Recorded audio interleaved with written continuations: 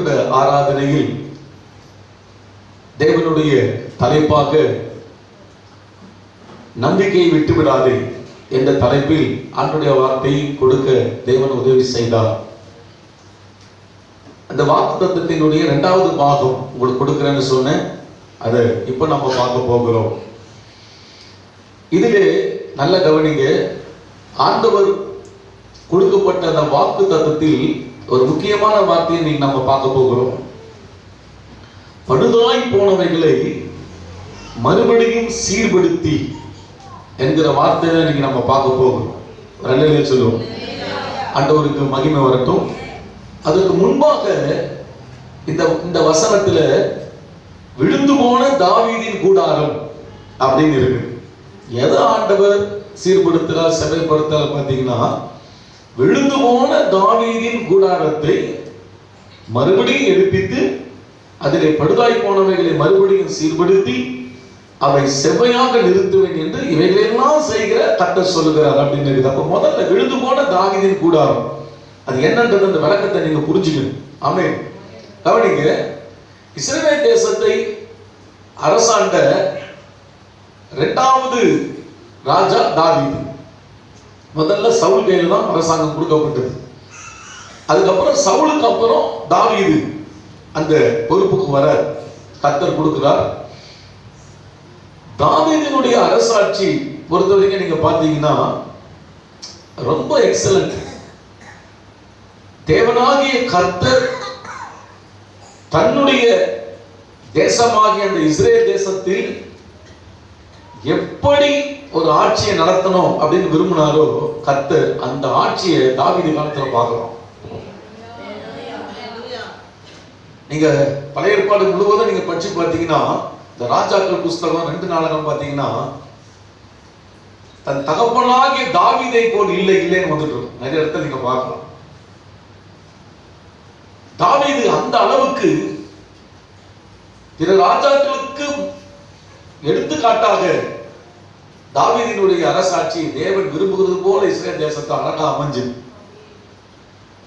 ஆண்டவர் இந்த ஆட்சி தான் கண்டினியூஸ் பண்ணணும் அப்படின்னு விரும்பினார்.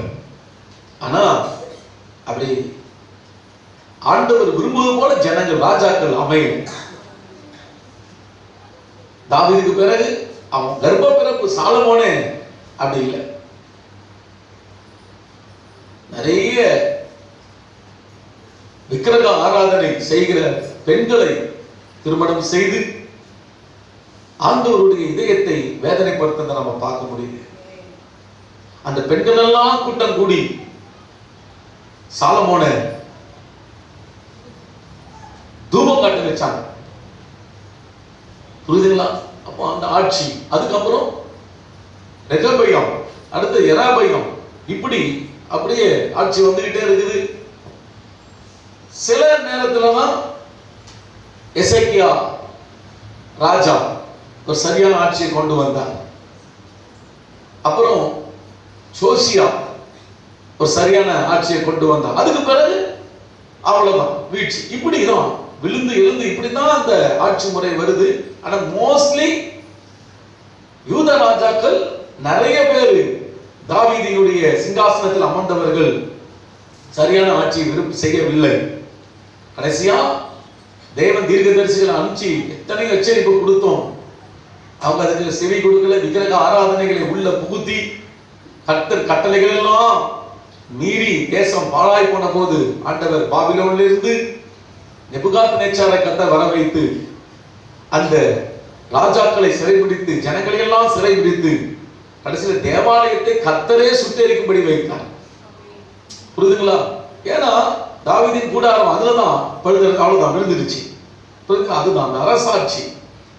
அவ்வளவுதான். அப்போ ஆண்டவர் ஒரு வாக்கு கொடுக்குறாரு. என்னன்னா, தாவீதின் கூடாரம் விழுந்து போச்சு, ஆனா நான் என்ன செய்வேன்னா அதை மறுபடியும் எடுப்பிப்பேன்.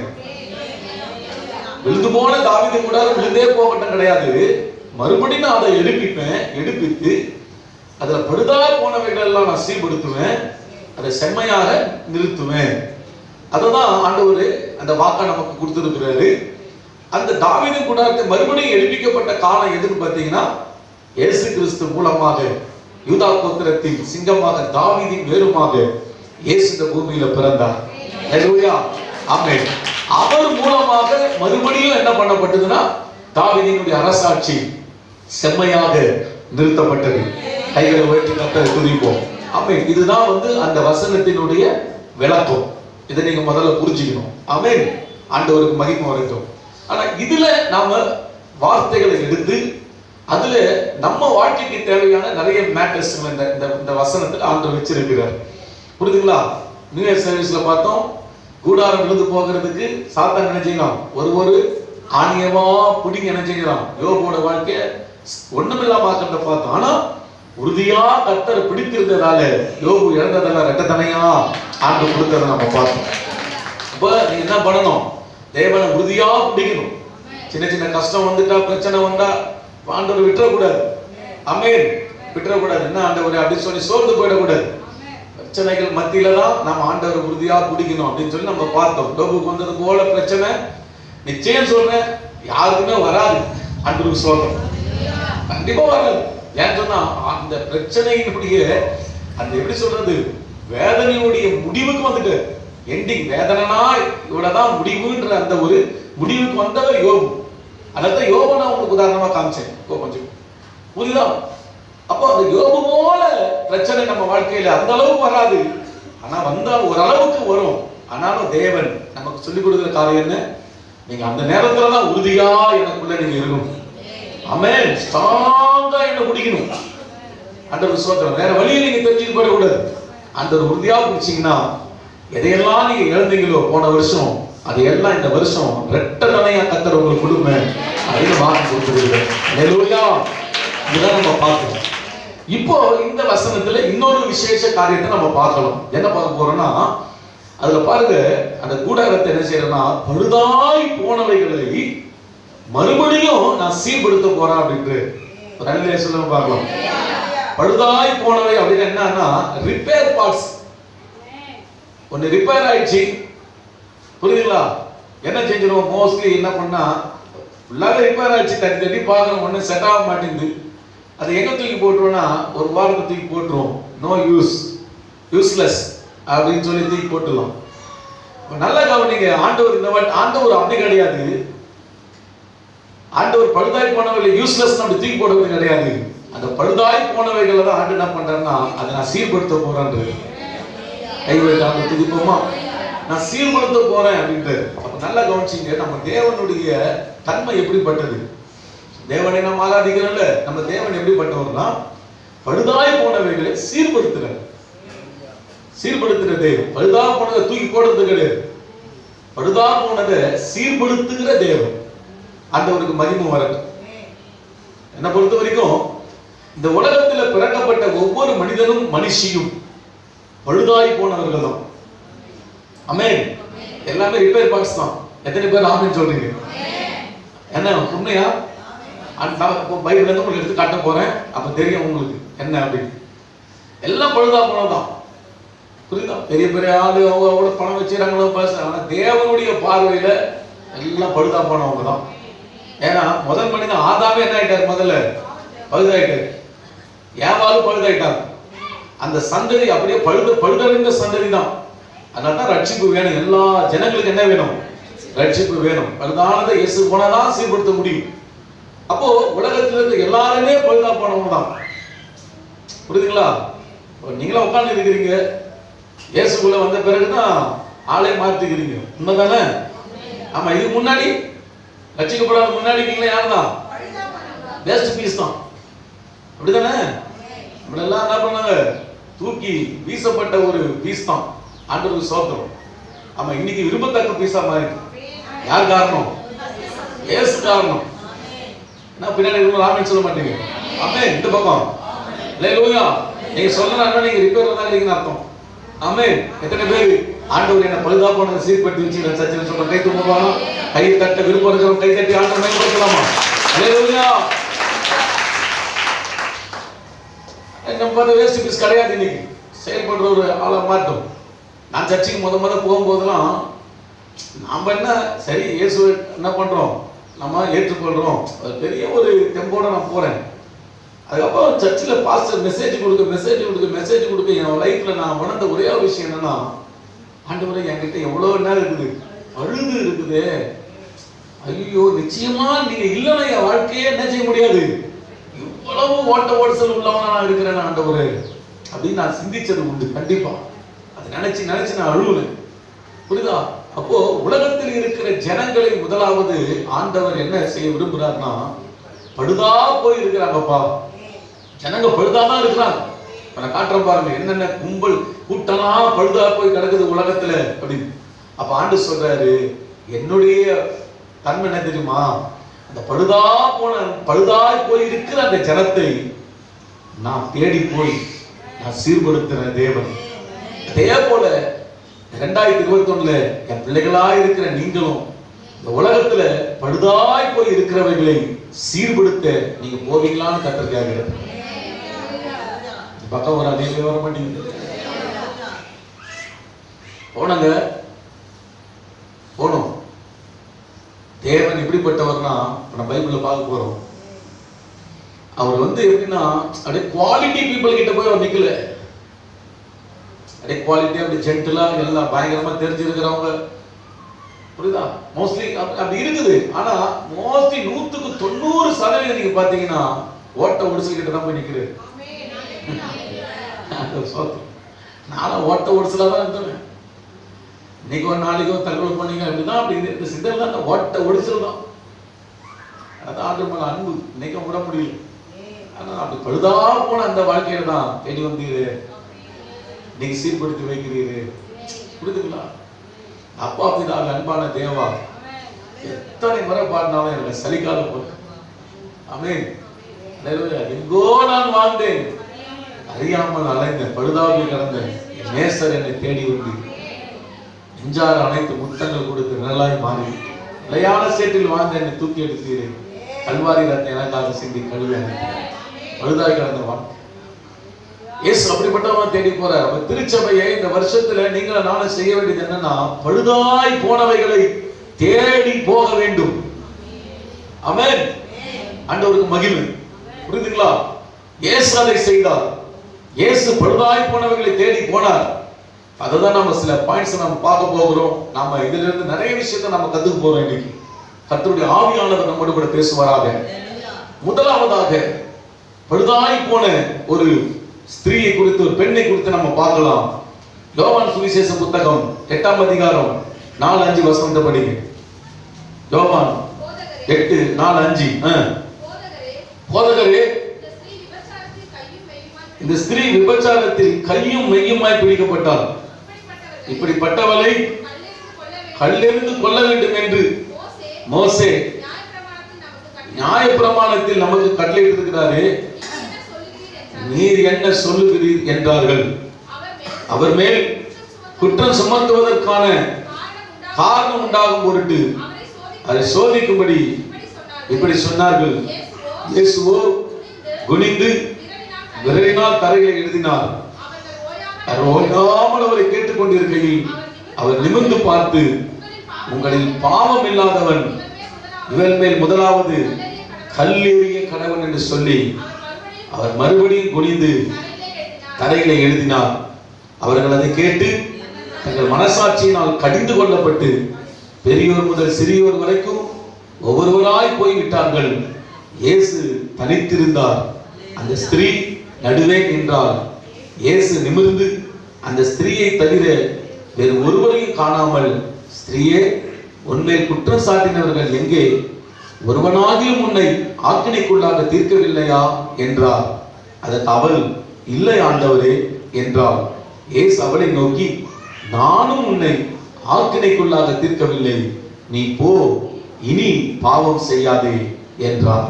கரங்களை உயர்த்தி ஆண்டவரை துதிக்கலாமா? அல்லேலூயா. இங்கே நாம் ஒரு விபச்சார ஸ்திரியை குறித்து பார்க்கிறோம். நல்லா கவனிச்சுங்க. இந்த இடத்துல நீங்க பார்க்கும்போது இந்த ஸ்திரியானவள் நினைச்சேன்னா கையும் மெய்யுமாக பிடிபட்டா. நல்லா கவனிங்க. இவ்வளவு நாள தெரியல, ஆனா இப்போ தெரிஞ்சிடுச்சு. புரியுதுங்களா? மோசையினுடைய பிரமாணம் என்னன்னா, இப்படிப்பட்ட பாவம் செய்கிறவர்களை கல்லெடுத்து என்ன செஞ்சிடலாம், அடிச்சு கொன்னுடலாம். அந்த அளவுக்கு அங்க பிரமாணம் இருக்குது. அப்போ இவங்க இதைதான் செய்ய என்ன செய்யறாங்க, வராது. கல்லெடுத்து அந்த பெண்ணை சாவடிக்கணும்னு சொல்லி அவளை தரன்னு நாயை விட கேவலமா இழுத்துக்கிட்டு வராங்க. அவ கண்டிப்பா நினைச்சிட்டா, அவ்வளவுதான் இன்னைக்கு நம்ம உயிர் பாதாது போகும்போது அப்படின்னு நினைச்சிட்டு இருப்ப. கண்டிப்பா வர வழி என்னது கிடையாது. அப்போ இயேசு கிட்ட அவர் அப்பதான் மேல ஜெபம் பண்ணிட்டு, மலை மேல ஜெபம் பண்ணிட்டு ஆலயத்தை உட்காராரு. போர்ல தூக்கி போடுறதுக்கு முன்னாடி ரத்தம் உடம்பெல்லாம் கிழிஞ்சு போயிருக்கிற பொண்ணு. அப்போ இயேசு கிட்ட கேட்கறாங்க, நியாயப்படி மோசே நியாயப்படப்படி இப்படி பண்ணவள நாம் என்ன பண்ணோம், கல்லால் அடித்து சாகடிக்க வேண்டும். புரியுதா? போதகரே நீங்க என்ன சொல்றீங்க அப்படின்னு கேட்கறாங்க. நல்ல வேலை இவங்க மாட்டி விடுறதுக்கு வந்தாங்க. இயேசுவே பேச்சுவாக்குல ஏன்னா நியாயப்பிரமாணம் சொல்லுது, மீறி ஒன்று சொன்னாதான் இவர் பைபிள் மீறி நடக்கிறாரு அப்படின்னு இவரை மாற்றுறதுக்கு தான் அந்த என்ன பண்ணாங்க, அந்த பெண்ணை கொண்டு அப்படி கேட்கறாங்க. ஆனா இவரோ நம்மளால யாரு நம்மாண்டவரு ஞானிகளுக்கல்ல ஞானி இல்ல பார்த்தார். அப்படியாப்பா சரி. அப்ப ஆண்டு தெளிவா சொல்ற ஒரே ஒரு வார்த்தை சொன்னார். புரியுதா? நல்ல கவனிங்க. முதலாவது பாவமே செய்யல அப்படின்னு சொல்ற ஆளு தாராளமா கள்ளத்துங்க அந்த பொண்ணு மேல வச்சுட்டு போகுது அப்படின்னு சொல்லும் போது அப்போ எல்லா மனசாட்சியும் குத்த ஆரம்பிக்கும். புரியுதா? ஏன்னா நானும் என்ன செஞ்சிருக்கிறேன், பாவம் பண்ணியிருக்கிறேன். பாவம் பண்ணாத ஒருத்தருமே இல்லையே பூமியில, பாவம் பண்ணியிருக்கிறேன் அப்படின்னு சொல்லி சின்னவங்க முதற்கொண்டு பெரியவங்க மனசாட்சியில குத்தப்பட்டு இந்த கல்லை கீழே போட்டுட்டு எல்லாம் கம்முன்னு போயிட்டாங்க.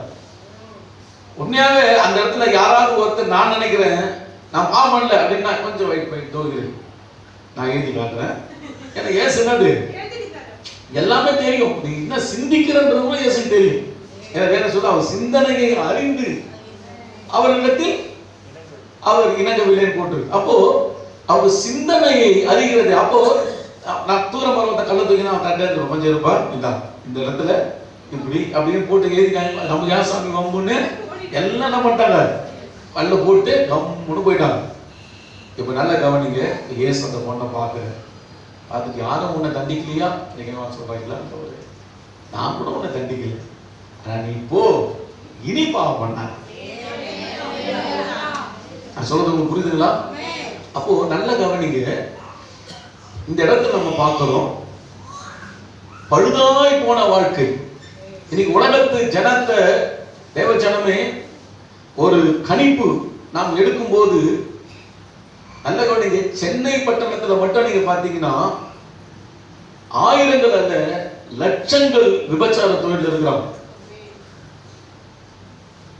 நான் சொல்றது உங்களுக்கு புரியுதா? ஆயிரங்கள் அல்ல, அதுவும் சிறு பெண் பிள்ளைகள், சின்ன வயசு பெண் பிள்ளைகள் பல ஆயிரங்கள் விபச்சார தொழில விட்டுருக்கிறாங்க. புரியுதுங்களா? ஆனா நல்ல கவனிங்க, இவங்களுடைய லைஃப் எல்லாம் எப்படிப்பட்ட லைஃப் தெரியுமா? பைபிள் வச்சு பார்க்கும்போது பழுதாய் போன வாழ்க்கை. உண்மையா சொல்றேன், விபச்சாரம் செய்கிறவர்களுடைய மனசு சமாதானமா இருக்காது. உங்களுக்கு தெரியுமா? உங்களுக்கு தெரியுமா? கண்டிப்பா நான் இப்படிப்பட்டவங்களெல்லாம் ரட்சிப்புக்குள்ள நடத்திருக்கிறேன். நிறைய பேர் ரட்சிப்புக்குள்ள நடத்திருக்கிறேன். கண்டிப்பா அவங்க கதறுகிற ஒரு சூழ்நிலை நான் பார்த்துருக்கிறேன். நான் உங்களுக்கு ஒரு சாட்சியை நான் அடிக்கடி நான் சொல்லியிருக்கிறேன். என்னுடைய கம்பெனியில நான் ஒரு ஆஃபீஸில் ஒர்க் பண்ணிட்டு இருந்தேன். அந்த கம்பெனி பேர் ஹெல்ப் ஆர்ட்லட்சியம், அது பேர் ஃபாரின் கம்பெனி.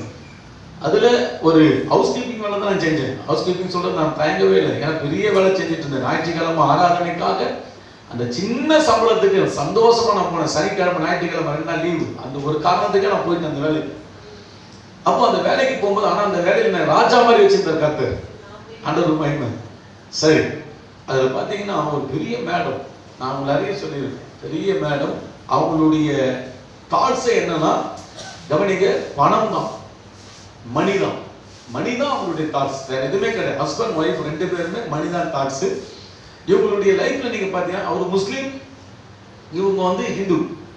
அப்போ 2 பேரும் மேரேஜ் பண்ணியிருக்கிறாங்க. பட் ஆனா நல்ல கவனிக்க, லக்ஸுரி வாழ்க்கை, ஒரு நல்ல சிறப்பான ஒரு அந்தஸ்தான ஒரு எல்லா பொருட்களும் வீட்டில் இருக்கணும்ன்ற அந்த ஒரு ஆசையில் என்னன்னா, கணவன் சம்மதப்பட்டு கணவனே என்ன செய்வார்னா இந்த சிஸ்டரை அனுப்பிச்சு விட்டு வைக்கிற ஒரு பழக்கம். அப்போ இப்படிதான் ஒரு வாழ்க்கை வாழ்ந்துட்டு இருக்க சூழ்நிலை. நல்ல கவனிங்க.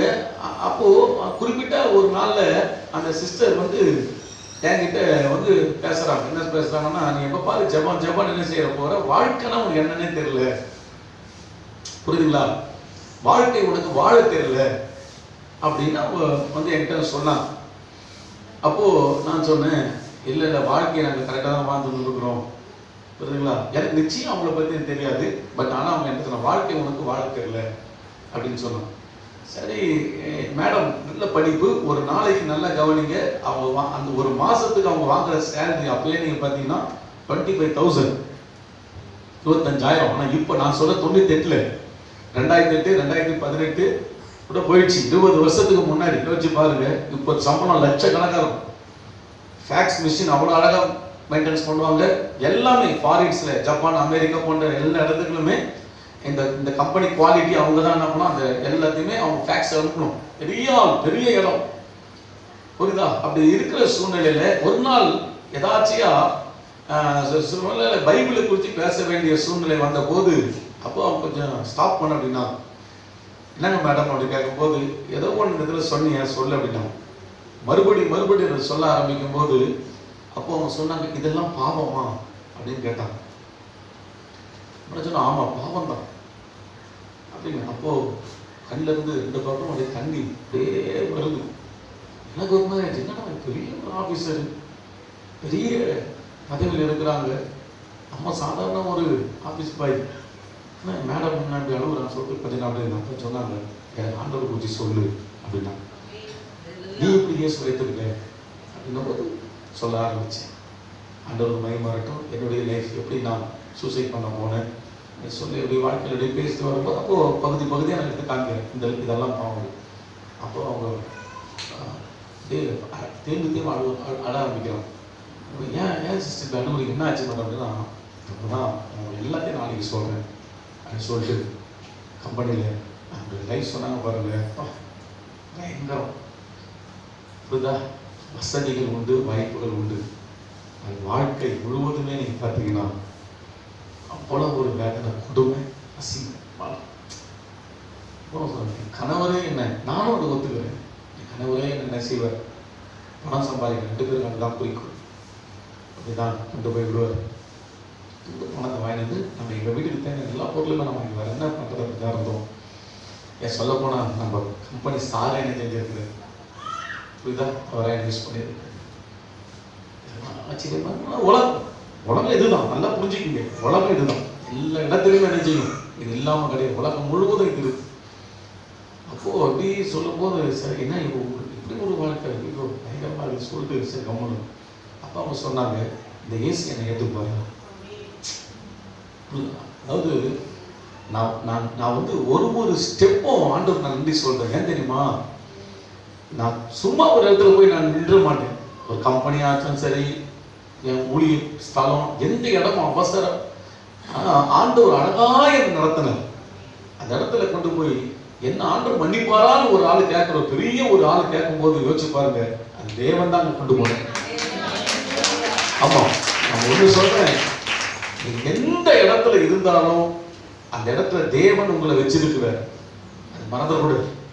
அந்த இடத்துல யாரோ இருக்கிறாங்க சுவிசேஷம் கேட்கறதுக்கு, படுதாய் போன வாழ்க்கையை படுதாய் போனவர்கள் அந்த இடத்துல இருக்கிறாங்க. அவங்க கிட்ட நீங்க பேசலாம், ஆண்டவர் உங்களை அங்கே கூட்டு போய் வச்சிருக்கிறார். தயவு செய்ய சொல்றேன், உலகத்தில் இருக்கிற இப்படிப்பட்டவர்களை அதாவது ஒதுக்கி தள்ளாதீங்க. ஆமென். ஆமா, நம்ம இவங்களை என்கரேஜ் பண்ணுங்க நான் சொல்லல, ஏன்னா சத்தியம் உங்களுக்கு தெரியல. புரியுதா, இந்த இயேசு எனக்கு ஏத்துக்குமானா அப்படின்னா என்ன, சத்தியம் தெரியல, என்னன்னு தெரியல. உலகம் இதுதான் வாழ்க்கை, வாழ்க்கை என்பது இது கிடையாது, வாழ்க்கை என்பது வேற ஒண்ணு என்றது அவங்களுக்கு தெரியல. அப்போ ஆண்டவரை குறித்து சொல்லும் போது அப்போ ஆண்டவர் ஏற்றுக்கொண்டாங்க. இப்ப அதே கனவு அவங்க சொல்றாங்க, ஒரு இடத்துக்கு என்ன போட்டு நான் சொல்லிட்டேன், இனி இந்த தொழில் நான் செய்ய மாட்டேன். அப்போ அவங்க அவன் கேட்கிறாரு, என்ன உனக்கு ஆச்சு, என்ன ஒரு பைத்தியம் பிடிச்சி போச்சா, யார் உனக்கு என்ன சொன்னா, ஏன் பிச்சை எடுத்து கூட சாப்பிடுவேன், இனி நீ சொல்றது நான் போக மாட்டேன். அதுதான் மனம் திரும்புதல், அதான் ரட்சிப்பு. அப்போ வீட்டில் பிரச்சனை, குரு பயங்கர பிரச்சனை, சண்டை 2 பேருக்கும். நான் சிஸ்டர் சொன்னீங்க, தெளிவாக சொல்றேன், இனி போக மாட்டேன். அதை விட எனக்கு நான் இருக்கிற சம்பளத்தை வச்சு நான் வாழ்ந்துக்கிறேன், எனக்கு இந்த தொழில் நான் போக மாட்டேன் அப்படி நான் சொன்னேன். வெரி குட் சிஸ்டர், கர்த்தர் உங்களை ஆசீர்வதிப்பார். ஹல்லேலூயா, கர்த்தர் உங்களை ஆசீர்வதிப்பார். முழங்கால் பண்ணிட்டாங்க, அபிஷேகம் எனக்கு வேணும்னு கேட்டாங்க. அபிஷேகத்துக்கு ஜெபம் பண்ணும். இன்னும் என் கண்ணில் இருக்கிற அந்த காட்சியெல்லாம் புரியுதா, கண்ணீரோட ஆண்டவரே அபிஷேகம் கொடும், அபிஷேகம் கொடும், அபிஷேகம் கொடும், புரியுதுங்களா? ஜெபம் பண்ண அவங்களுக்காக சம்பளம் வாங்கி கடவுளுக்கு நம்ம எப்படி கொடுக்கறது, கற்றுக் கொடுக்க, தசமபாகம் 10ல் 1 நாட்டில் கொடுங்க, என் கையிலே கொடுத்து அமிச்சாங்க. நீ போகிற சர்ச்சில் போட்டுருக்கு அப்படின்னு, புரியுதா? என் சிஸ்டர் எங்கே இருக்காங்க தெரியல. ஆனால் அன்றைக்கு அந்த நாட்களில் கர்த்தர் பழுதாய் போன அவருடைய வாழ்க்கையை இயேசு எப்படி சந்திக்க போனாரோ அதே போல சந்திக்க ஆண்டவர் உண்மை பயன்படுத்தினார். 2021 உங்ககிட்டையும் அந்த ஏங்கி இயேசு உங்க பக்கத்தில் நிற்கிறார். புரியுதுங்களா? அதனால பாருங்க, உலகம் கல்லு தூக்கி அடிச்சது, புரியுதுங்களா? இன்னைக்கு நம்ம நல்லா பண்ணுங்க, சத்தியத்தை தெரிந்து செயல்படுற அது வேற விஷயம். ஆனா சத்தியமே தெரியாம இருக்கிறாங்க பார்த்தீங்களா, அவங்களையும் உலகம் என்ன செய்யணும், கல்லு தூக்கி அடிக்கும். ஆனா நீங்க தான் என்ன செய்யணும், அந்த ஆக்கினில இருந்து காப்பாற்றணும். அதை சொல்லுங்க. நீங்க செய்யற வேலை ஸ்தலத்தில் இப்படிப்பட்டவங்க இருப்பாங்க, புரியுதா? பல இடங்கள்ல நாம இருக்கிற இடத்துலலாம் இங்க இருப்பாங்க ஆட்கள். அவங்களெல்லாம் நீங்க வேண்டாம்னு தள்ளிடக்கூடாது. அமேன் சொல்லுங்க. உங்களை நான் பேச மாட்டேன் அப்படிலாம் பண்ணக்கூடாது. ஏன்னா சத்தியம் தெரியல, புரியுதா? அப்போ தேவன்கிட்ட ஜெபத்தோட போய் என்ன பண்ணணும், நீங்க சுவிசேஷம் சொல்லணும். இன்னும் நல்லா புரிஞ்சுங்க. இயேசு என்கிட்ட அடிக்கடி இடைப்படுற ஒரு விஷயம் என்னன்னா, அடிக்கடி நான் ஜெபத்தில் உட்காரும் போதெல்லாம் இந்த சுவிசேஷத்தை தீவிரமா போய் சொல்லு அந்த பாரம் என்னன்னா, ஒரே ஒரு வசனம் ரொம்ப தொடும், பாவிகளை ரட்சிக்க கிறிஸ்து இயேசு உலகத்துக்கு வந்தார். சொல்றது புரியுதுங்களா? இன்னைக்கு நிறைய சர்ச்சஸ் தப்பு பண்றாங்க, பிலிவர்ஸுங்க தப்பு பண்றாங்க, பாஸ்டர்ஸுங்க தப்பு பண்றாங்க. ஏன் அப்படின்னு பாத்தீங்கன்னா, பாவிகளிடத்திலே போய் சுவிசேஷத்தை அறிவிக்கிறதுக்கு அவங்க என்ன செய்ய மாட்டாங்க, அதுக்கேற்ற வாய்ப்புகளை கொடுக்க மாட்டாங்க. புரியுதுங்களா? நம்ம எல்லாம் என்னன்னா, கண்டிப்பா பாவிகளை நீ சந்திக்கணும். அவங்கள உலகம் கல்லு தூக்கி அடிக்கிறது போல காரியம். ஆனா நீ குற்றப்படுத்தாம, புரியுதா, பக்குவமா உட்கார வச்சு, பக்குவமா புரியுதா பேசி, எப்படியாவது இந்த ரட்சகர் உள்ள அப்படி அனுப்பிச்சிட்டீங்க வச்சுங்களேன், நான் சொல்றேன், ஒரு பெரிய ஊழியக்காரனாக மாறிடுவாங்க, ஊழியக்காரியாக மாறிடுவாங்க. உங்களுக்கு தெரியுமா? ஆமா, ஆண்டவர் சொல்ற, உங்களை விட சாப்ப போயிடுவாங்க. ஆமா, நான் தேவ பிள்ளையே, ஒரு பாவியையும் நீங்க குற்றப்படுத்தக்கூடாது. உலகத்தில் இருக்கிற பழுதாய் போனவர்களை பாருங்க, இந்த பொண்ணு வாழ்க்கையை சீர்படுத்திட்டார். இந்த பொண்ணு பாவம் பண்ணிருப்பாளா? கண்டிப்பா. நீ போ, இனி பாவம் பண்ணாத. யோசிச்சு பார்த்துருப்போம், ஐயோ கல்ல தூக்குனாங்க, உயிர் பாதாளத்துக்கு போக போகுது, பாவத்தின் சம்பளம் மரணம், பாதாளத்துக்கு போக போகுது. ஆனா எல்லாவற்றையும் இருந்து இந்த ரட்சகர் இயேசு என்னை காப்பாத்திட்டாரே, நீ போ, பாவம் பண்ண மாட்டேன்னு சொல்லி ஆண்டவருக்காக வாழ்ந்துருவான். ஆண்டவருக்காக அந்த வாழ்க்கையை ஒப்பு கொடுத்துட்டு இருக்கோம். அதான் சொல்ல தேவை பிள்ளைகள். ஆனா இன்னைக்கு ஆண்டு ஒப்பு கொடுத்தானே, இதுதான் ஒப்பு கொடுத்தணும். அப்படியே செத்து போயிருந்த ஆண்டவரே இவ்வளவு வருஷம் இன்னைக்கும் வாழ்ந்துருவோம், கிருபையில வாழ்ந்துட்டு இருக்கோம். ஏன்னா வாழ்க்கை நீ கொடுத்தீங்கப்பா, வாழ்க்கை கொடுத்தது நீங்க, யாரும் எனக்கு வாழ்க்கை கொடுக்கலையே. தாய் தகப்பன் வாழ்க்கை கொடுக்கல, என் சகோதர சகோதரிகள் வாழ்க்கை கொடுக்கல, ஒருத்தருக்கு வாழ்க்கை கொடுக்கல, வாழ்க்கை கொடுத்தது நீங்க சொல்ல. அதனால நீ வாழ போற வாழ்க்கை உமக்கே ஆகும். புரியுதுங்களா? அப்போ இதுல இருந்து நம்ம என்ன, பழுதாய் போனவர்கள், உலகம் இன்னைக்கு இப்படிதான் பழுதா போன எத்தனையோ விபச்சார தொழில் என்ன பண்றாங்க ஆட்கள் இருக்கிறான். புரியுதா? நல்லா சிரிப்பாங்க, நல்லா இருப்பாங்க, ஆனா உள்ள புகுந்து பார்த்தா தான் என்னது கண்டிப்பா தெரியும், ஐயோ அந்த வாழ்க்கை இருக்கும். புரியுதா? அந்த நேரத்துல உலகம் என்ன செய்யுது, தள்ளிடும். ஆனா நம்ம தள்ளக்கூடாது. ஆமே, கொஞ்சம் அவங்க கூட அன்பு காமிச்சு பக்குவமா இந்த வசனங்களை சொல்லி அவங்க லட்சியம் நடத்திட்டீங்க, டாப் லெவல்ல போயிடுவாங்க. அதனால பாவிகளை ரட்சிக்க கிறிஸ்து இயேசு உலகத்துக்கு வந்தான். ஆண்டவருக்கு மகிமை. புரியுதா? நீ போகணும், சந்திக்கணும். ஆமென். தேடி போகணும். நிறைய என் வாழ்க்கையில் நான் சொல்லலாம். எத்தனையோ பேர் கூட கிறிஸ்தவ வட்டாரத்தை நான் பழகிருக்கிறேன். புரியுதுங்களா? அந்த லைஃப்பை நம்ம சொல்லும்போது இப்படிதா எவ்வளோ வேதனை இப்படிதான் இருந்திருக்கு. ஆனால் ரட்சகர் தேடி போயிருக்கிறார், அவங்க தொட்டு இருக்கிறார். ஆண்டவருக்கு மகிமை. இன்னைக்கு பார்த்தீங்கன்னா பெரிய பெரிய ஊழியக்காரிகளாக எத்தனையோ பேர் மாறி இருக்கிறதுனால சொல்ல முடியும். அதனால் தயவு செய்து இப்படிப்பட்ட விபச்சாரத்தில் இருக்கிறவங்கள அப்போ என்ன செய்யாதீங்க. உலகத்தை நான் சொல்கிறேன், தள்ளாதீங்க. கிறிஸ்து தேடி சேர்த்தார். ஒரு வாழ்க்கையை அவங்களுக்கு கொடுத்தது போல நீங்களும் அவங்க கூட என்ன பண்ணணும்?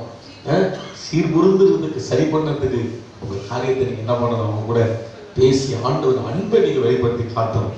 அடிக்கடி நான் சொல்லுவேன், ஒரு உடல் அந்த அவங்களுக்காக துடித்து கொண்டு இருக்குது. ஒரு உடல் அவங்களுக்காக ரத்தத்தை சிந்தி இருக்குது. அந்த ரத்தத்தை பார்க்கும் போதெல்லாம் அவங்கள அந்த சிலுவைக்கு நேராக அவங்களை கொண்டு வந்து நிறுத்திக்கணும். தான் நம்ம வேலை. அதெல்லாம் இதுதான் நான் செய்ய வேண்டிய காரியம். உனக்காக பாவத்துக்கு பலியிட்ட போதும். அதை சரியான விதத்தில் அவங்க புரிஞ்சுக்கிட்டாங்க வச்சுக்கலேன், ஏசு விட மாட்டாங்க. அவ்வளோதான். எந்த வேணும் தியாகம் பண்ணுவாங்க. ஆண்டவர் இந்த பொண்ணு நீ போய் நீ பாவம் செய்யாத நான் சொல்றேன், இயேசு வார்த்தைக்கு நிச்சயம் கீழ்படுத்திருப்பா. ஒரு பெரிய ஊழியர்களை தான் வந்திருக்க முடியும். அல்லையா சொல்லுவோமா? அதனால பழுதா போனவங்க யாரா இருக்கிறாங்க? விபச்சார தொழில் இருக்கிறவங்க. பழுது போய் அவங்களுக்கு வாழ்க்கை எனக்கு தெரியும்.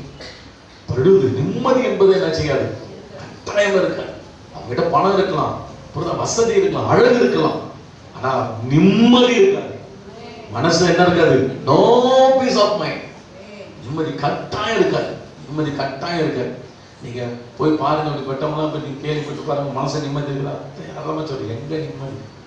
புரியுதா? No peace of mind. அதனால ஆண்டோட பிள்ளைகளை பழுதாய் போனவங்களை இயேசு சீர்படுத்தினார். நீங்கள் நானும் அதை செய்யணும். அவன் சொல்லுங்க, செய்து அவங்களை என்ன பண்ணணும்? சீர்படுத்த அன்று பிள்ளைங்க தான் இந்த நாட்கள்ல அமேன் செயல்பட வேண்டும். ஆண்டவருக்கு மகிமை வரட்டும். இரண்டாவது நல்ல கவனிங்க. ஆமென். வாழ்க்கை முழுவதுமே வியாதியில் இருந்த ஒரு மனிதனுடைய வாழ்க்கை பழுதடைஞ்சு போச்சு. ஆமென். வாசிங்க யோவான் சுவிசேஷ புத்தகம் 5ஆம் அதிகாரம். வியாதி ஒரு மனிதனை பழுதாக்கி விடுகிறது. 5:1-6 வசனத்தை படிக்கிறேன். இவர்களுக்கு பின்பு யூதருடைய பண்டிகை ஒன்று வந்தது. அப்போது இயேசு எருசலேமுக்கு போனார். எபிரேய பாஷையிலே பெதஸ்தா என்னப்பட்ட ஒரு குளம் எருசலேமில் ஆட்டு வாசல் அருகே இருக்கிறது. அதுக்கு 5 மண்டபங்கள் உண்டு. அவைகளிலே குருடர், சப்பானிகள், சூம்பின உருப்புடையவர்கள் முதலான வியாதிக்காரர்கள் அநேகர் படுத்திருந்து தண்ணீர் எப்பொழுது கலங்கும் என்று காத்து கொண்டிருப்பார்கள். ஏனெனில் சில சமயங்களில் தேவதூதன் ஒருவன் அந்த குளத்திலே இறங்கி தண்ணீரை கலக்குவான். தண்ணீர் கலங்கின பின்பு யார் முந்தி அதில் இறங்குவானோ அவன் எப்பேற்பட்ட வியாதியஸ்தனாக இருந்தாலும் சுஸ்தமாவான். 38 வருஷம் வியாதி கொண்டிருந்த ஒரு மனுஷன் அங்கே இருந்தான். படுத்திருந்த அவனை இயேசு கண்டு அவன் வெகு காலமாய் வியாதியஸ்தன் என்று அறிந்து அவனை நோக்கி சுஸ்தமாக வேண்டும் என்று விரும்புகிறாயா என்று கேட்டார். அதற்கு வியாதியஸ்தன், ஆண்டவரே, தண்ணீர் கலக்கப்படும் போது என்னை குளத்தில் கொண்டு போய் விடுகிறதுக்கு ஒருவரும் இல்லை. நான் போகிறதுக்குள்ளே வேறொருவன் எனக்கு முந்தி இறங்கி விடுகிறான் என்றார். இயேசு அவனை நோக்கி, எழுந்திரு, உன் படுக்கை எடுத்துக்கொண்டு நட என்றார். உடனே அந்த மனுஷன் சுஸ்தமாகி தன் படுக்கை எடுத்துக்கொண்டு நடந்து போனான். அந்த நாள் ஓய்வு நாளாக இருந்தது. இங்க கவனிங்க, இங்க பழுதாய் போன ஒரு மனிதனை பார்க்கிறோம். யார் இந்த பழுதாய் போன மனுஷன்?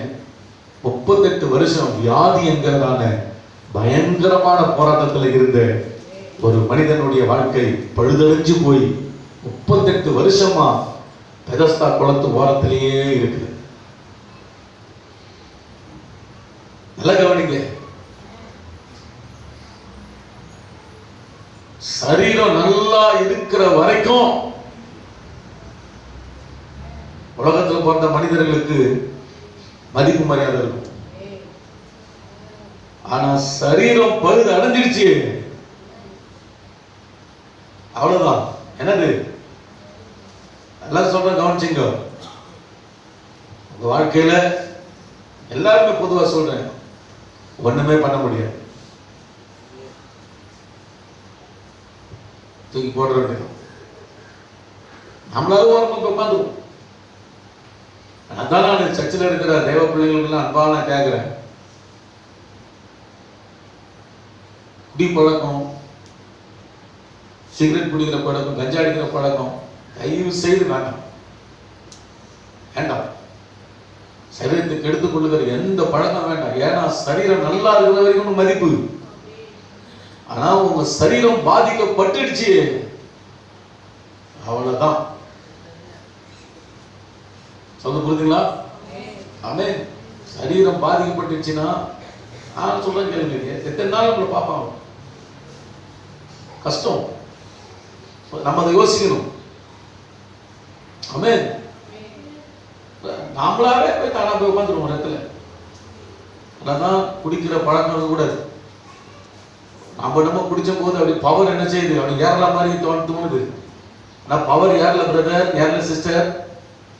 கொஞ்சம் கொஞ்சமா பவர் என்ன செஞ்சு இருக்குது, உடம்புக்குள்ள குறைஞ்சு இருக்குன்னு அர்த்தம். சொல்றது உங்களுக்கு புரியுதா? சொல்றது உங்களுக்கு புரியுதா?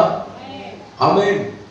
ஒரு முறை ஜிஹெச் ஹாஸ்பிட்டல் எங்கள் அம்மா அட்மிட் பண்ணியிருக்கிறேன். எங்கள் அம்மா அட்மிட் பண்ணிட்டு கீழே நான் வந்து சும்மா ஹாஸ்பிட்டலில் பார்ப்பேன்னு வரேன். நான் நிறைய முறை சொல்லியிருப்பேன் இதை. ஒரு சின்ன வயசு பொண்ணுங்க மிஞ்சி போனால் ஒரு 23-24 வயசு தான் இருக்கும். அவனுக்கு மிஞ்சி போனால் ஒரு 26 வயசு அவ்வளோதான் இருக்கும். புரியுதா?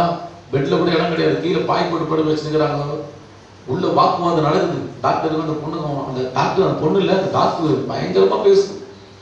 அப்போ கையில் இருக்கிற ஒரு அந்த கேஷியர் சொல்லுவாங்க, தூக்கி அந்த பையன் மேலே அடிக்குது. டாக்டர் டாக்டர், என் கண்ணால பார்த்தேன் நான். அடப்போமா, அவன் குடிச்சு குடிச்சு குடிச்சு குடிச்சு குடிச்சு கிட்னி போச்சு, அது போச்சு, எல்லாம் போச்சு, எல்லாம் லிவர் ப்ராப்ளம், அந்த ப்ராப்ளம், அந்த ப்ராப்ளம் போவோம். அது சின்ன வயசு டாக்டர் அறிவு சொல்லு, சின்ன வயசு போன்றா இப்படி பாடாகிட்டு வாங்கி அப்படி பாடாகிட்டு வந்து இப்படி பண்றியடா, இன்னும் கொஞ்ச நாள் தானே நீ அப்படின்னு டாக்டர் நம்ம சொல்றோம். புரியுதா? பொண்ணு அழுகுது. என்ன அப்படியே பார்க்க, இதெல்லாம் ஆண்டு பார்க்க நிற்கிறாரு. சும்மா உட்கார எடுத்துட்டு போயிட்டு சும்மா போய் பார்க்கலான்னு போனேன். அங்கே உத்த கொடுமையை பார்த்துட்டு வந்து அழுகுற ஆண்டவரை யோசிக்கிறேன். ஆண்டவரை சின்ன வயசுல இல்லையா? புரியுதா? மாறும். அப்போ நான் தான் சொல்றேன், சர்ச்சிலெல்லாம் ஏன் வந்து சில வரை நீங்க வச்சுக்கலாம், நான் பாஸ்டே இப்போ பாரு குடிக்காது, விபச்சாரம் பண்ணாதான், அதை பண்ணாது. என்ன ஏன் சொல்றேன்னா, சமாதானத்தை எடுத்துரும், உடல் ஆரோக்கியம் போயிடும். சொல்றது புரியுதா? அதுக்கு தான் நான் கத்துறேன். உடல் ஆரோக்கியம் போயிடும். உடல் ஆரோக்கியம் போயிட்ட பிறகு நீ மனுஷனா நம்ம யாருமே மதிக்க மாட்டாங்க. அது இயற்கையா வந்துடும். அதை நம்ம யாரும் ஒன்றும் சொல்ல முடியாது. நான் சொல்றது புரியுதுங்களா? இயற்கையா வந்துடும், அவ்வளவுதான். ஏன்னா கொஞ்ச நாள் கஷ்டப்பட்டு இருப்பான், ரொம்ப முடியலன்னு என்ன பண்றது, வந்துடும். சொல்றது அதனால தேவ பிள்ளைகளே, உங்களை பாதுகாத்துக் கொள்வது நீங்க தான். நீங்க தான் உங்களை பாதுகாத்து. ஆமென். புரியுதா?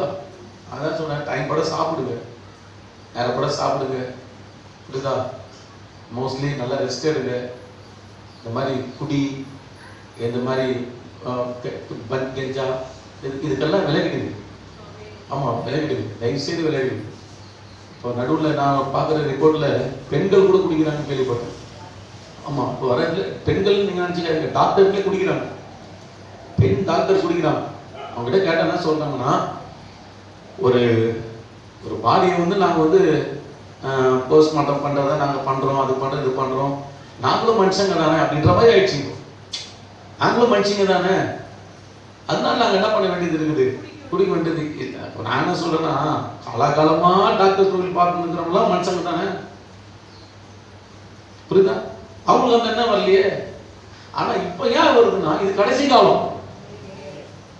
இது கடைசி காலம். இப்படி ஒரு சாக்கை வச்சு என்ன செய்யறதுன்னா, குடியில் இறங்கி விட்டுருது. டாக்டரே சொல்லிட்டாங்க. அதுக்கப்புறம் டாக்டரே சொல்லிட்டாரு, சொல்லுங்க, பாஸ்டரே சொல்லிட்டாரு, அதே போல தான் டாக்டரே சொல்லிட்டாரு. டாக்டரே சொல்லிட்டாரு. நான் சொல்றேன், குடி அப்படின்னு ஒரு டாக்டர் சொல்றாருன்னா அவரை பார்த்து தெளிவாக சொல்லிட்டு வாங்க, நீங்க டாக்டர் இல்லை டாக்டர். ஆமென். சொல்லுங்க, நீங்க டாக்டர் இல்லை. எந்த டாக்டர் குடின்னு சொல்லிட்டு சொல்லுவாங்களா? சோத்திரம். கொஞ்சம் அப்படி எடுத்துக்கங்க, கொஞ்சம் அப்படி எடுத்துக்கணும். டாக்டர் எனக்கு தெரிஞ்சவங்க அப்படிதான், கொஞ்சம் எடுத்துங்க, கொஞ்சம் எடுத்துங்க, கொஞ்சம் எடுத்துங்க. அது உங்களுக்கு அதை கண்ட்ரோல் பண்ணும், அதை கண்ட்ரோல் பண்ணும். கொஞ்சம் எடுத்துங்க, கொஞ்சம் எடுத்துங்க. இவரும் என்ன பண்ணுவாருன்னா, கொஞ்சம் எடுக்கிறேன்னு சொல்லிட்டு எத்தனையே இருந்து கடைசியா தீவிரமா போய் என்ன பண்ணாரு, உடனே செக்கப் போவாரு. அவர் சொல்றாரு, இது அழுகி போச்சு, இது அழுகி போச்சு, இது அழுகி போச்சு, இது எல்லாம் அழுகி போச்சு. என்ன டாக்டர் கொஞ்ச நேரம் இருக்கு சார், கொஞ்சம் நீங்க ஓவரா எடுத்துட்டீங்கன்னு. கொஞ்சம் இருக்கு சொன்னா ஓவரா எடுத்துட்டீங்களே. கொஞ்சமானாலும் குடிதான். அதனால கொஞ்சமா வேணாம் நஞ்சமா வேணாம். பார்த்தாங்க சொல்லுவாரு, முதல்ல கப்பு, அப்புறம் மகு, அப்புறம் பகிடின்னு. புரியுதா? கொஞ்சமா தான் ஆரம்பிச்சு பெருசாகும். அதனால குடி பக்கமே, போதை பக்கமே அவளுக்கு போவாது, ஒன்னு அழிச்சிரும். அப்புறம் வியாதின்னு நீ படுத்தாதான் அப்பதான் தெரியும், அப்பதான் தெரியும். ஐயோ பாஸ்டர் அவ்வளோ சொன்னாரு, அவ்வளோ சொன்னாங்களே, நம்ம கேட்கலையே. புரியுதா? அந்த காலத்துல நான் சினிமா படம் அப்படின்னு சொல்ல முடியாது, அதெல்லாம் ஒரு எடுத்துக்காட்டா அனுப்புறோம். புரியுதா? கடைசியா குஷ்டரோகம் வந்து ஒரு ஆள் என்ன பண்ணுவாரு, ஐயோ ஐயோ அப்படின்னு உட்காந்து தான் பார்க்கணும். அந்த மாதிரி வியாதி வந்துட்டா ஒருத்தர் கூட என்ன பண்ண மாட்டாங்க. ஆமா, கஷ்டம் சொல்ல புரியுது. அதனால தேவ பிள்ளைய உன்னை நீ காப்பாத்திக்கோ. உங்களை நீங்க என்ன பண்ண, சத்தியத்தின் மூலமாக உங்களை என்ன நீங்க செய்யணும், உங்களை அதுதான். அதாவது வாலிபன் தன்படி எதெல்லாம் சுத்தம் பண்ணுவான், தேவனே தன்னுடைய வசனத்தின்படி தன்னை காத்துக் கொள்கிறதுனால தானே. புரியுதா? ஆமா. கர்த்தருடைய பிள்ளைங்க இதெல்லாம் நம்ம யோசிக்கணும், ஆண்டவருக்கு மகிமை. புரியுதா? அதனால 38 வருடம் பாடா போடுச்சு. அப்போ நான் என்னன்னு சொல்றேன்னா, இப்பட்ட வியாதியஸ்தர் பிள்ளைங்க எத்தனையோ பேர் இருக்கிறான் உலகத்துல. நான் அன்பா சொல்றேன், நீங்க ஆண்டவருக்குள்ள செய்ய வேண்டிய 2வது ஊழியம் வியாதியஸ்தர்களை போய் என்ன செய்யணும், பார்க்கணும். சொல்றது புரியுதா? வியாதியஸ்தர்களை போய் பாருங்க, அதுதான் அது சிறந்த ஊழியம். சில ஹாஸ்பிட்டல்ல நம்ம விசுவாசிகளை போய் நான் பார்ப்பேன், அவங்களுக்கு ஜாம் பண்ணே இருப்பேன். அந்த வார்டில் இருக்கிற அத்தனை பேருமே கூடுவாங்க. யாரு ரோதாமா பாஸ்டரா அப்படின்னு கேட்பாங்க. ஆமா, எனக்கு கொஞ்சம் ஜாம் பண்ண சொல்லலாம். எனக்கு ஏன் தெரியுமா, அந்த வியாதி படுக்கையில் இருக்கிறாங்க பாருங்க, அந்த நேரத்துல வாழ்வா சாவான்னு இருப்பாங்க. அந்த நேரத்துல போய் நீங்க ஒரு ஆறுதல் படுத்தி 2 ஆண்டவருடைய வார்த்தையை சொல்லி, நீங்க அங்க இருக்கிற சர்ச்சுக்கு என்னன்னா போங்க அப்படின்னு சொல்லி ஒரு சுவிசேஷத்தை சொன்னீங்கன்னா, உண்மையா சொல்றேன், அவங்க மனசுல ஒரு பெரிய நிம்மதியை கொடுக்கும். ஆண்டவர் சொந்தம் சுவிசேஷம் சொல்லணும், அந்த நேரத்துக்கு நிச்சயம் சொல்றேன் உங்களுக்கு செவி கொடுப்பான். ஆள் நல்லா இருக்கும் போது காது கொடுக்க மாட்டாங்க. நான் தான் சொல்றேன், ஹாஸ்பிட்டல் மினிஸ்ட்ரி செய்யணும், சரியான மினிஸ்ட்ரி. அந்த வியாதி படுக்கையில் இருக்கும் போது நம்பிக்கையெல்லாம் இழந்திருக்க நேரத்துல நீ இன்னும் கொஞ்சம் பக்கத்துல இருந்து பேச மாட்டியான்னு ஏங்குவாங்க.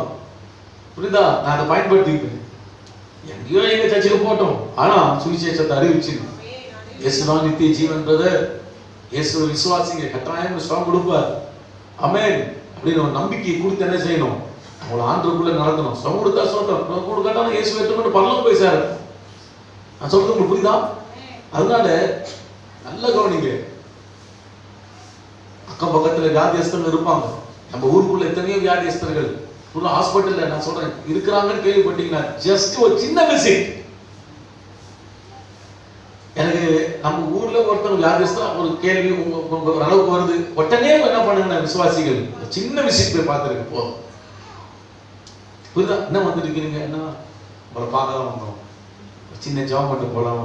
கண்டிப்பா சொல்லுவாங்க, வேண்டாம்னு சொல்ல மாட்டாங்க. மோஸ்ட்லி ஜாப் பண்ணுங்க பிரதர் அப்படின்னு சொல்லி அந்த நேரத்தில் ஆண்டவருக்கு சொல்லும் போது கட்டாயம் ஏற்றுக்கொள்வாங்க.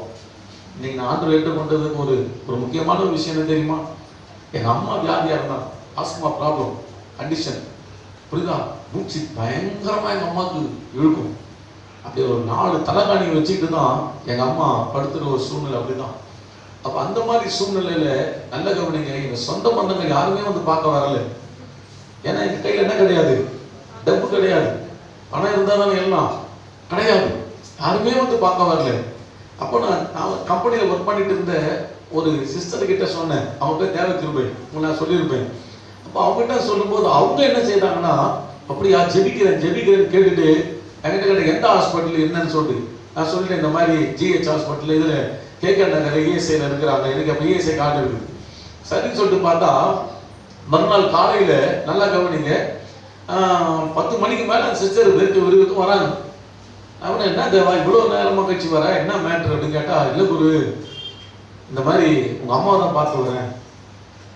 எனக்கு ஒரு மாதிரி ஆயிடுச்சு, என்னடா இது நம்ம அம்மாவை பார்த்து வர போய் என்னன்னு கேட்டா, நேற்று நீ சொன்னல அதான் போய் பார்த்து வந்தேன், வர நேரத்தில் லேட் ஆயிடுச்சு, வாட்ச்மேன் விட மாட்டேன்ட்டாரு. அப்புறம் இயேசுன்னு சொல்லி எப்படி ஆண்டவர் அந்த மனசை செய்து ஓப்பன் பண்ண அப்புறம் வரேன் அப்படின்னு. அப்போ எங்கள் அம்மா ஒன்றுமே சொல்லுவாங்க, அம்மா பார்த்து ஜெபம் பண்ணிட்டு வந்தேன். அப்போ சாயங்காலம் எங்கள் அம்மாவை பார்க்க நான் போனா எங்கள் அம்மா சொல்கிறாங்க, ஒரு சிஸ்டர் ஒருத்தன் வந்திருந்தாங்க, கூட அவங்க அம்மா வந்திருந்தாங்க, கூட அவங்க அண்ணன் வந்திருந்தாரு. பாருங்க அது ஆதாயம் பாருங்க, எப்படி பாருங்க. ஏங்க நான் அவங்க கூட பிறக்கலங்க, நம்ம கூட பிறக்கவே கிடையாது, நான் யாரோ ஒருத்தன். ஆனா அதுதான் இயேசுவின் அன்பு. சொல்றது புரியுதுங்களா? நான் யாரோ ஒருத்தன், அவங்க ஒரு நல்லது கூட நான் செய்யல, ஒரு டீ கூட அவங்க வாங்கி கொடுக்கல, புரியுதுங்களா? ஏதோ நம்ம செய்யறோம், அவங்க நம்ம என்ன செய்யறாங்க நம்ம பார்க்கலாம், அது வேற விஷயம், ஒண்ணுமே செய்யறாங்க. ஆனா அவங்க எங்க அம்மா சொல்றாங்க, அந்த சிஸ்டர் வந்திருந்தாங்க, அவங்க அம்மா வந்திருந்தாங்க, அந்த அவங்க பையன் அவங்க அண்ணன் ஒருத்தர் வந்திருந்தாரு. வந்திருந்து பார்த்தா என்ன சொல்றாங்க, சாப்பிடுன்னு கேட்கறாங்க. கேட்டா இட்லி, வடை, பாயாசம், ரத்த சாட்சியா சொல்றாங்க, புரிதா? பொங்கல் எல்லாம் செஞ்சு, அது எத்தனை மணிக்கு இருந்து செஞ்சுருப்பாங்களோ எப்படியோ என்னன்னு தெரியல, கொடுத்துட்டு போனாங்களா. அப்புறம் அது வந்து பாரு எல்லாமே என்னடா இப்படி செய்யறாங்க அப்படின்னு. அதான் லைட்டா இயேசு எனக்குள்ள வராரு, புரியுதுங்களா? இயேசு எனக்குள்ள வராரு. யோசிக்கிறேன், அப்பதான் அந்த ஆண்டோட அன்பு எனக்கு விளங்கு, புரியுதா? பெருதா போய் எங்க அம்மா இருக்கிறாங்க, ஆனா சம்பந்தமே இல்லாத சொந்த பந்தங்கள் எவ்வளவு இருக்கு, ஒரு நாள் எட்டி பார்க்கல, ஆனா ஒண்ணுமே கிடையாது, ஒரு ரத்த சம்பந்தம் ஒண்ணும் கிடையாது, ஒண்ணும் கிடையாது. ஆனா ஏன் இவங்க வந்து எட்டி பார்க்கறாங்க? அப்பதான் என் உள்ளத்துல ஒரு ஆண்டோட அன்பு வந்து இயேசுவை அவர்கள் மூலம் நான் பார்த்தேன், புரியுதா? அதனால நான் சொல்றேன், சிஸ்டர் பிரதர், எனக்கு இவங்க தெரிஞ்சவங்க தெரியாதவங்க அப்படிலாம் கிடையாதுங்க. யாரா இருந்தாலும் சரி, ஒரு வியாதியஸ்தரா ஒரு 2 வார்த்தை என்ன செய்யுங்க, ஒரு அன்பா போய் பேசுங்க. ஒரு அணில சொல்லுங்க பார்க்கலாம், சத்தமா சொல்லுங்க பார்க்கலாம். ஒரு 2 வார்த்தை அன்பா போய் பேசுங்க, ஒரு 2 வார்த்தை சொல்லுங்க, ஆண்டவரை பத்தி சொல்லுங்க. நீங்க பயப்படாதீங்க, நான் இருக்கிறேன்னு சொல்லுங்க, ஆண்டவர் உங்களுக்கு இருக்கிறார், நான் ஜெபம் பண்றேன் சிஸ்டர், கவலைப்படாதீங்க. ஒரு 2 வார்த்தை சொல்லி ஒரு ஆறுதல் கொடுத்துங்க. நிச்சயமா சொல்றேன், இயேசு அவன் உள்ளத்துல போவார். பழுதாய் போனவங்களை இயேசு தேடி போனாரே, 38 வருஷம் பழுதாய் போன அந்த வியாதியஸ்தன் தேடி போனாரு. நீங்கள் அந்த இடத்துல இயேசுவா இருக்க அவர் விரும்புகிறார். ஒரு குட்டி இயேசுவா நீங்க அங்க போய் ஊழியத்தை செய்ய விரும்புகிறார். ஒரு அல்லேலூயா சொல்லுவோமா? அல்லேலூயா, ஆமென். ஆண்டவருக்கு மகிமை. நம்ம சர்ச்சில் இருக்கிற நர்சஸ் 2-3 பேர் இருக்கிறாங்க, அவங்களுக்கு கத்துறேன் சிஸ்டர், நம்மளாக நான் கத்துற ஸ்தோத்திரம் அடிக்கிறேன். எந்த நேரத்திலும் சரி, ஒரு பேஷண்ட்டுக்கு ஏதாச்சும் ஒன்று தேவைன்னு அவங்ககிட்ட ஃபோன் பண்ணா அவ்வளோ கருத்தா கொடுப்பாங்க கவுன்சிலிங், அவ்வளோ அழகா பொறுமையா சொல்லுவாங்க. ஆண்டவருக்கு மகிமை, புரியுதா? ஆமா, புரியுதா? அதனால தேவ பிள்ளைகளே, நீங்க இருக்கிற எந்தெந்த இடத்துல எல்லாம் வியாதியஸ்தர்கள்லாம் தயவு செய்து பாருங்க. ஆமென். சொல்றது புரியுதுங்களா? தயவு செய்து போய் பார்த்து ஆண்டவருடைய அன்பை அங்க வெளிப்படுத்துங்க. இப்ப இயேசு 38 வருஷம் வியாதி உள்ள மனுஷனை போய் பார்த்தாரு. நிச்சயம் அவர் போகாம அந்த இடத்துல இருந்திருந்தா அவனுக்கு சொன்ன அடைஞ்சிருக்க முடியாது. ஆனா அவருக்கு இல்லாத வேலையா எவ்வளவோ வேலை. ஆனா நடுவுலையும் அந்த வேதம் சொன்னது, அவன் நீண்ட காலமாய் வியாதியஸ்தன் என்று அறிந்து அங்க போய் நிற்கிறாரு. ஆமென். ஆண்டோட பிள்ளைங்க இதை நாம போய் செய்யணும். ஆமென் சொல்லுங்க. பழுதாய் போய் வியாதியில பழுதாய் போய் இருக்கிறவங்களை நாம் என்ன பண்ணோம்? சீர்படுத்தணும். இயேசு சார்புல நின்று அவங்க என்ன செய்யணும்? சீர்படுத்தணும். ஆமென் சொல்லுங்க பார்க்கலாம். அல்லேலூயா சொல்லுங்க பார்க்கலாம். அல்லேலூயா. ஆண்டவருக்கு மகிமை வருவதா? நான் செஞ்சிருக்க அந்த ஊழியெல்லாம் இன்னமும் செய்யறேன், என்னால முடிந்த வரைக்கும். அப்பெல்லாம் ஆத்துமாக்கள் தான் ரொம்ப கம்மியானா இருந்தாங்க, கம்மியா இருக்கிற அந்த நேரத்துலலாம் இப்போ கொஞ்சம் போகிறது டைட் தான். அதனால தான் நம்ம எல்லாம் தேவ பிள்ளைகளை செய்யணும்னு சொல்லி புரியுதுங்களா? நாட்கள்லாம் கொஞ்சம் ஃப்ரீயா இருக்கிற நேரத்துலலாம் ஹாஸ்பிட்டலில் தங்கியெல்லாம் இருந்திருக்கேன், அங்கேயே இருந்திருக்கு. கேன்சர் பேஷண்ட் கூட நைட்டு நான் தங்கியிருக்கிறேன். என் ஃப்ரெண்ட்ஸு, க்ளோஸ் ஃப்ரெண்ட்ஸுக்கு கேன்சர் வந்துச்சு, கூட தங்கியிருக்கிறேன். என் ஃப்ரெண்டுன்னு இல்லை, ஃப்ரெண்டு இல்லாட்டாலும் சரி அங்கே போய் நான் தங்கியிருக்கிறேன். அல்லேலூயா. தங்கியிருக்கிறேன், பார்த்துருக்கிறேன். டாக்டர்ஸ் கிட்ட அவங்களுக்காக நான் பேசியிருக்கிறேன். சில இடத்துல டாக்டர் கிட்ட பேச தெரியாது, ஆகும் என்னன்னே தெரியாது, புரியுதுங்களா? அவங்க சார்பில் அந்த இடத்துல நின்று டாக்டர் உங்களுக்கு என்ன விஷயம் டாக்டர், என்ன மேட்டர் டாக்டர் அப்படின்னு கேட்டு கொண்டு அவங்களுக்கு அதை சொல்லி இருக்கிறோம், விளக்கம் புரிய வச்சிருக்கிறோம். நீங்க கொஞ்ச நேரம் இருங்களேன் அப்படின்னுவாங்க, பாவம் இருங்களேன் அப்படின்னுவாங்க, சரி இருக்கிறோம், புரியுதா? அதெல்லாம் சர்ச்சைக்கு வராங்க, அவ்வளவுதான். ஆனா அந்த இடத்துல நம்ம அவங்களுக்கு ஒரு ஆதரவா இருந்து இயேசுவை உள்ள நாம என்ன செய்யணும்? கொடுக்கணும். அல்லேலூயா. ஆமா, புரியுதா? அது மூலம் சுகம் பெற்று வந்து இன்னைக்கு ஆண்டவருக்குள்ள எவ்வளவு பேர் சாட்சியா சர்ச்சில் இருக்கிறாங்க. ஆண்டவருக்கு மகிமை வரணும், புரியுதுங்களா? அதனால வியாதியஸ்தர்கள் என்ன செய்யணும்? அவங்க வாழ்க்கையெல்லாம் பழுதடைஞ்சு போயிருக்குது, நம்பிக்கையே இல்லாம இருப்பான், புரியுதா? ஆமா, டாக்டர் இன்னைக்கு உனக்கு இன்னைக்கா நாளைக்கா அப்படி சொல்ற மாதிரி இருப்பான். ஆனா அவங்க கிட்ட போய் எப்படியாவது இயேசுவை சொல்றதுக்கு கொஞ்சம் நீங்க வாய்ப்பை பயன்படுத்திக்கங்க. அந்த ஆத்துமா ரட்சிக்கப்பட்டுச்சுன்னா பெரிய ஒரு ஆசீர்வாதம் உங்களுக்கு. ஆமென் சொல்லுங்க. அல்லேலூயா. பழுதா போனது என்னது? வியாதியஸ்தர்கள் பழுதடைந்து கிடக்குது அவங்க வாழ்க்கை. இங்க அவரை தேடி என்ன செய்யணும்? போக வேண்டும். ஆமென்றவருக்கு மகிமை வரட்டும். மூணாவதாக 19ஆம் அதிகாரம் லூக்கா 19:1-7 வசனங்களை படிப்போம். லூக்கா 19:1-7. அவர் எரிகோவில் பிரவேசித்து அப்படியே படிக்க சிஸ்டர், கஷ்டம் வந்துருங்க.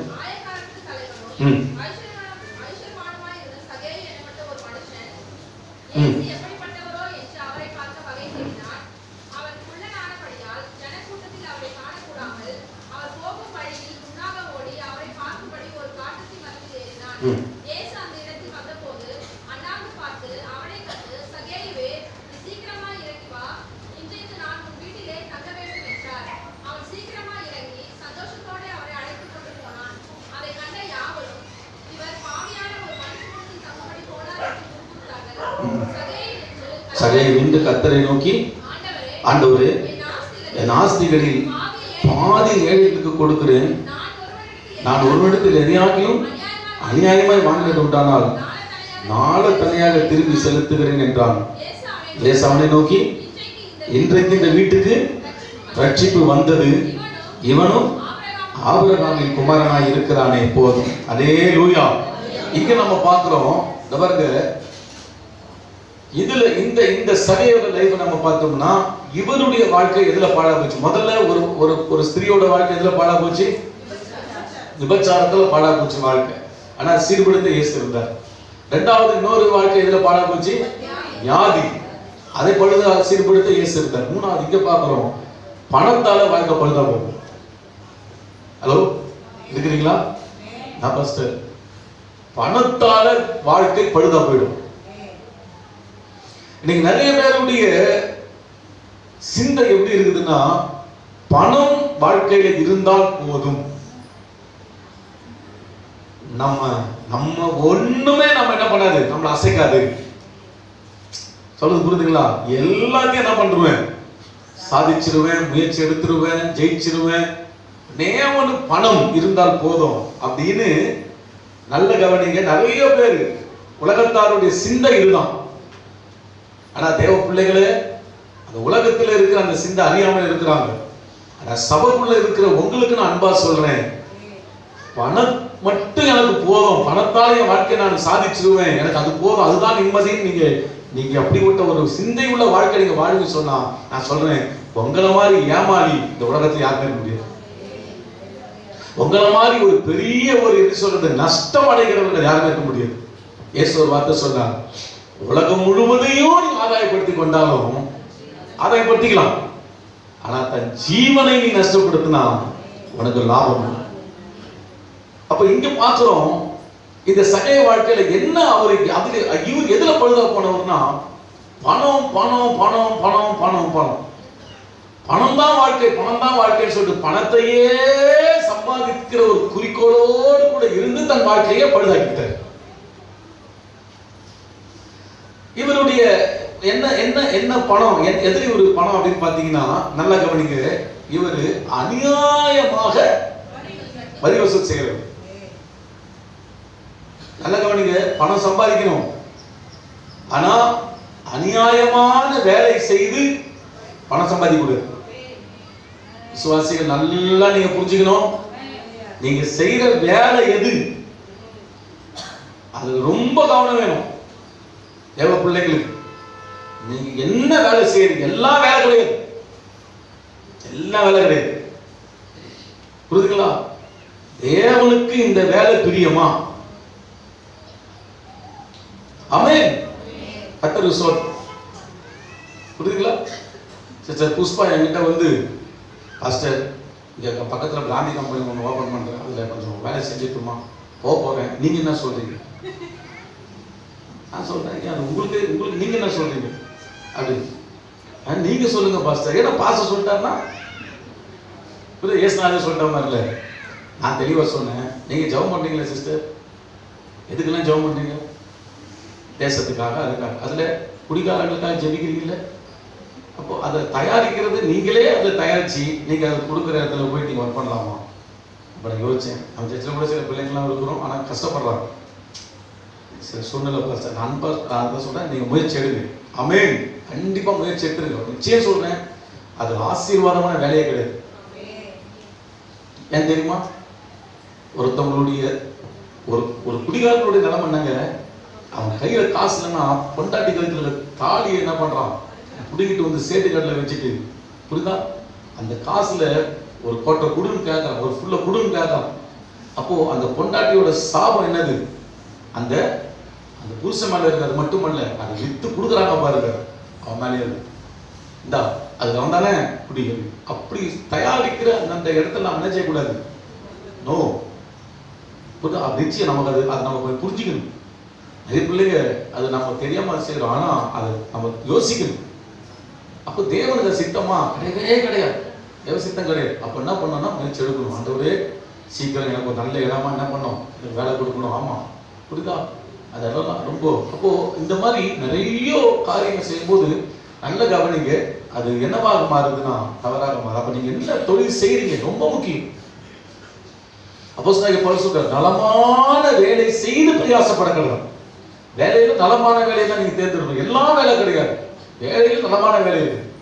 அப்ப என்ன செய்யணும்? தேவ பிள்ளைகள் நீங்க ஆரம்பிக்கும் போது கவனமா என்ன செய்யணும்? அதை பார்க்கணும். ஆண்டவர் சொல் புரியுது. ஒரு முறை ஒரு குறிப்பிட்ட சகோதரன் என்ன வீட்டுக்கு கூப்பிட்டு ஜெபம் பண்ண சொன்னார். நான் ஒரு புது தொழில் ஆரம்பிக்க போறேன் மாஸ்டர், நீங்க ஜெபம் பண்ணுங்க அப்படின்னு சொன்னார்.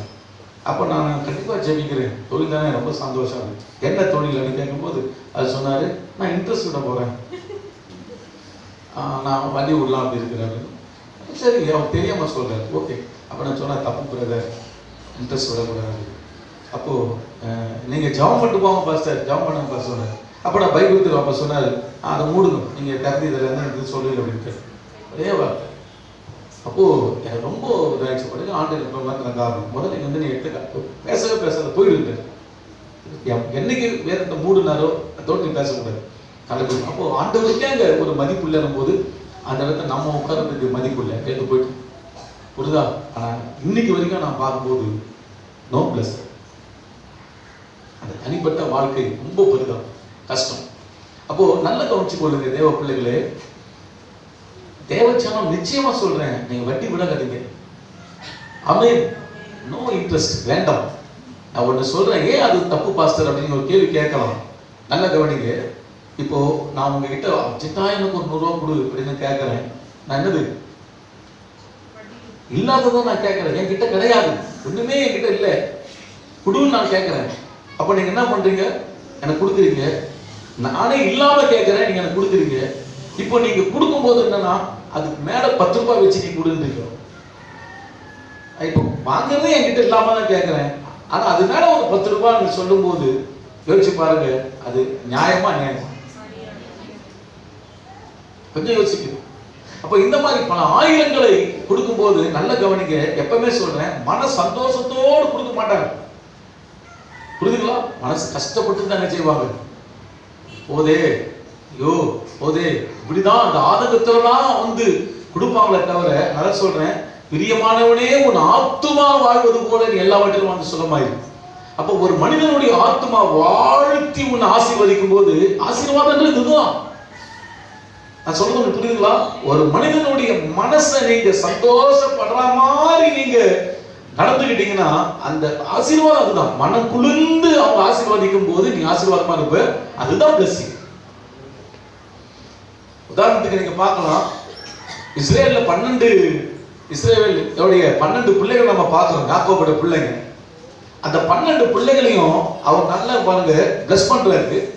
அப்போ அவங்களுடைய பிளஸிங் ஆசீர்வாதம் எல்லாமே நீங்க பாத்தீங்கன்னா இவங்க எப்படி வாழ்ந்தார்கள் என்பதை அடிப்படையில தான் அந்த பிளஸிங்கை கொடுக்கறத நம்ம பார்க்க முடியும்.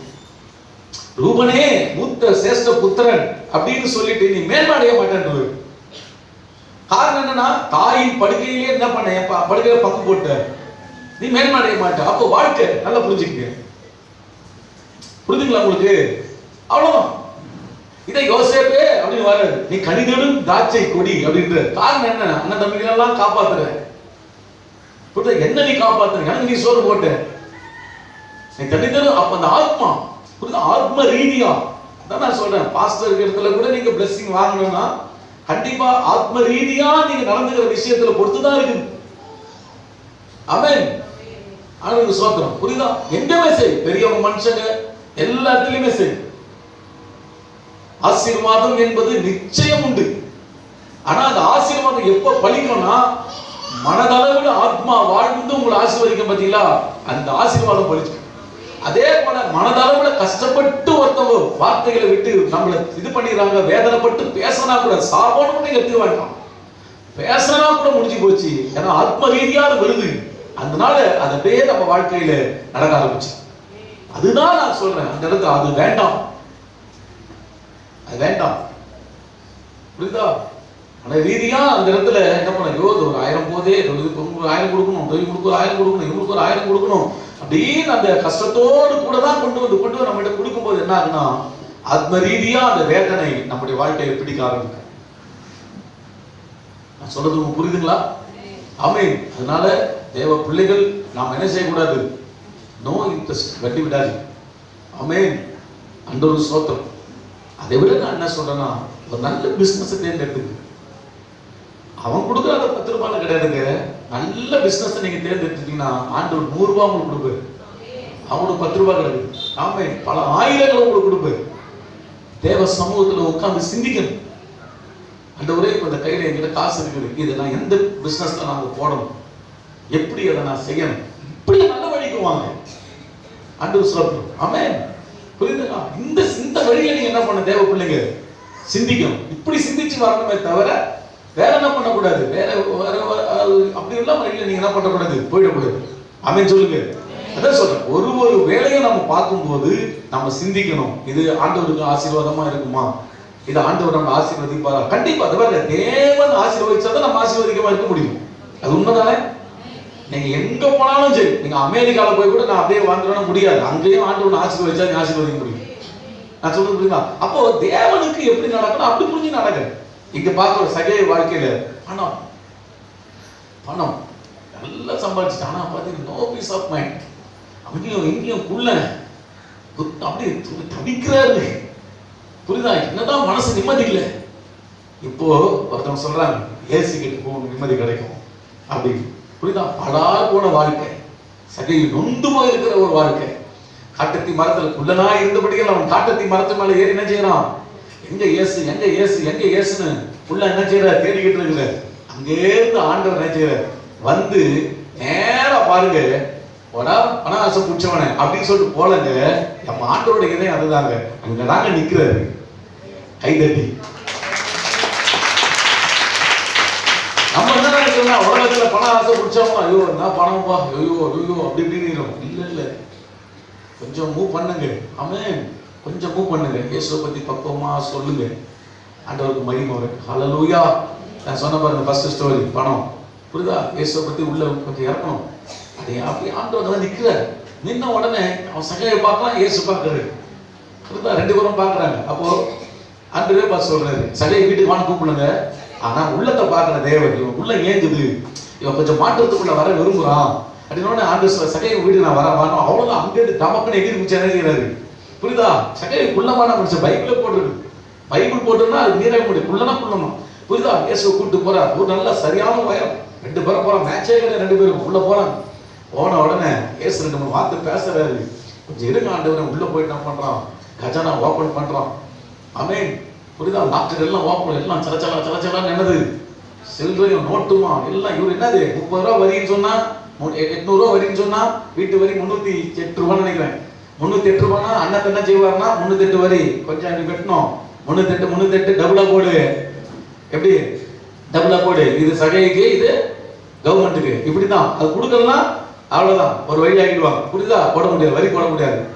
தெரியுமா உங்களுக்கு? சில வரிலாம் வாங்குறதுனால ரொம்ப கஷ்டம். நீ கேட்கறதாங்க வெட்டலன்னா வரி போட மாட்டாங்க.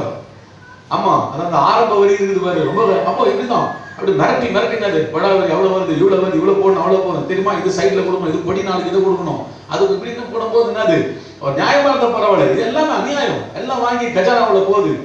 இயேசுவை பார்த்த உடனே உடம்பு பூச ஆரம்பிக்குது. நம்ம நிம்மதியே இதெல்லாம் தானே போகுது. புரியுதா? பணம் தானே. இதை வச்சு நம்ம என்னத்தை ஒன்றும் கிடையாது. போதா பாடா போன பணம் சொல்லி நேரம் உடம்பு போயிட்டு என்ன பண்ற, மூட்டையில கட்டி ஏசிக்கிட்டு சொன்னவர் கேட்டா அநியாயமா வாங்கினா பாருங்க, நாடு தனியா செஞ்சிருங்க, திருப்பி கொடுத்துரு ஆண்டவரு, திருப்பி கொடுத்துரு ஆண்டவரு, நாடு தனியான கொடுத்துரு ஆண்டவரு. கையை தட்டி ஜோரா. அவன் இது என்ன இருக்குன்னா, பண ஆசை சகையை விட்டு போயிடுச்சு. எல்லாம் சொல்லுங்க, பண ஆசை. நம்ம சகையை தான் சொல்லுவோம், பண ஆசை என்னை விட்டு போவாதான். சொல்லுங்க சொல்லுங்க. பண ஆசை நான் ஓவரா பேசினா என்ன சொன்ன, பண ஆசை போயிட்டு வச்சுங்களேன், ஐயோ நீங்க தாங்க சந்தோஷமான ராஜா. கைதட்டுங்க பாருங்க, நீங்க தான் சந்தோஷமான ராணி. ஆமென். ஒன்றும் இல்லாட்டாலும் பவனிங்க சில வேலை பாக்கெட்லாம் ஒண்ணுமே இருக்காது, புரியுதா? நல்லா தூங்குவேன் நிம்மதியா. சிலருக்குலாம் பணம் இருந்தாலும் தூக்கம், பாக்கெட் ஒண்ணு வச்சுக்கோ. பணம் இல்லைன்னா அவ்வளவுதான். பணம் பணம் பணம் எங்க பணம் கிடையாது வாழ்க்கை.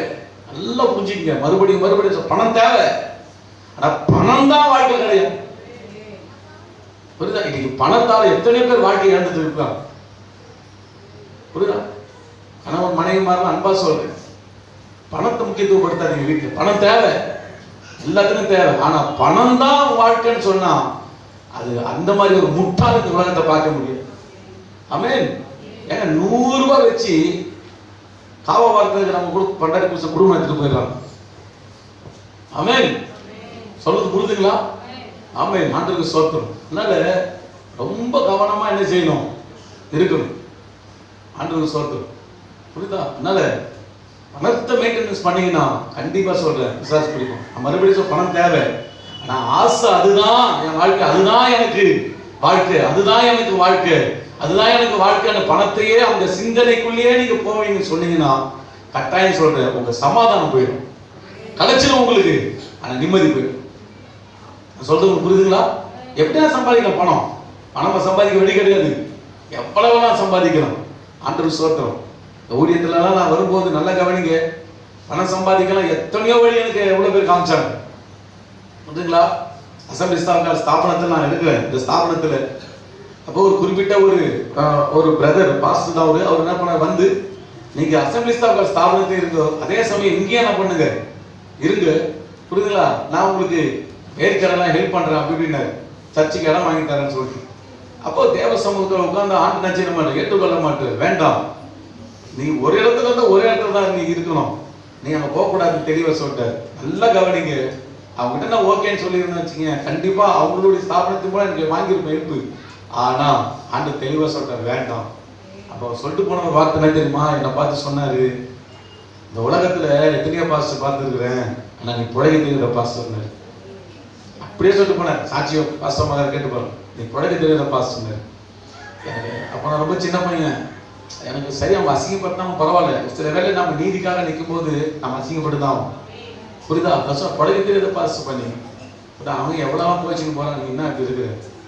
நான் ஒன்றும் சொல்ல, சரி நான் பரவாயில்ல நான் இருக்கட்டும், நான் ஜெபம் பண்ணி இப்படிதான். ஏன்னா அவன் பெரியவங்க, அவனை ஒன்றும் சொல்ல முடியாது.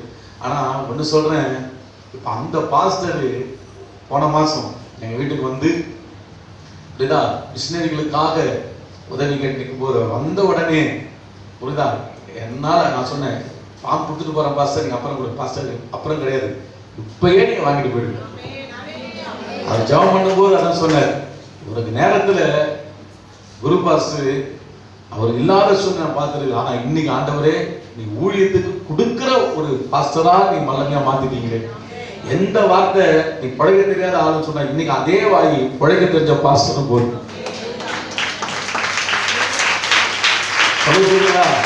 பணம் சம்பாதிக்கணும்னா எப்படி வேணாலும் வழி இருக்குதுங்க, எப்படி வேணாலும். ஒண்ணு ஒரு கள்ள உபதேசத்துக்குள்ள போனா போதும். ஒரு போலீஸ்காரர் ஒருத்தர் நேரா வந்தா நம்ம சர்ச்சுக்குள்ள நல்ல கவனிங்க பார்த்தாரு, அப்படி இப்படி பார்த்தா. நான் நினைச்சேன் ஐயோ பயங்கரமான நாள் போல இருக்குது, சரி சோத்திரம் அப்படின்னு. நான் இன்னைக்கு உங்க வீட்டுக்கு வரணும்னு வந்தார் நேரம். அப்போ கெட்சி பிறந்த இது ஜான் பிறக்கல. அப்போ நாங்கள் இருக்கும்போது அவர் சொல்றாரு, எல்லாம் நீங்க வாடகை கூட கொடுக்குறீங்க 350 ரூபாய், முடியுதா? கஷ்டம் தான், கஷ்டம் முடியல.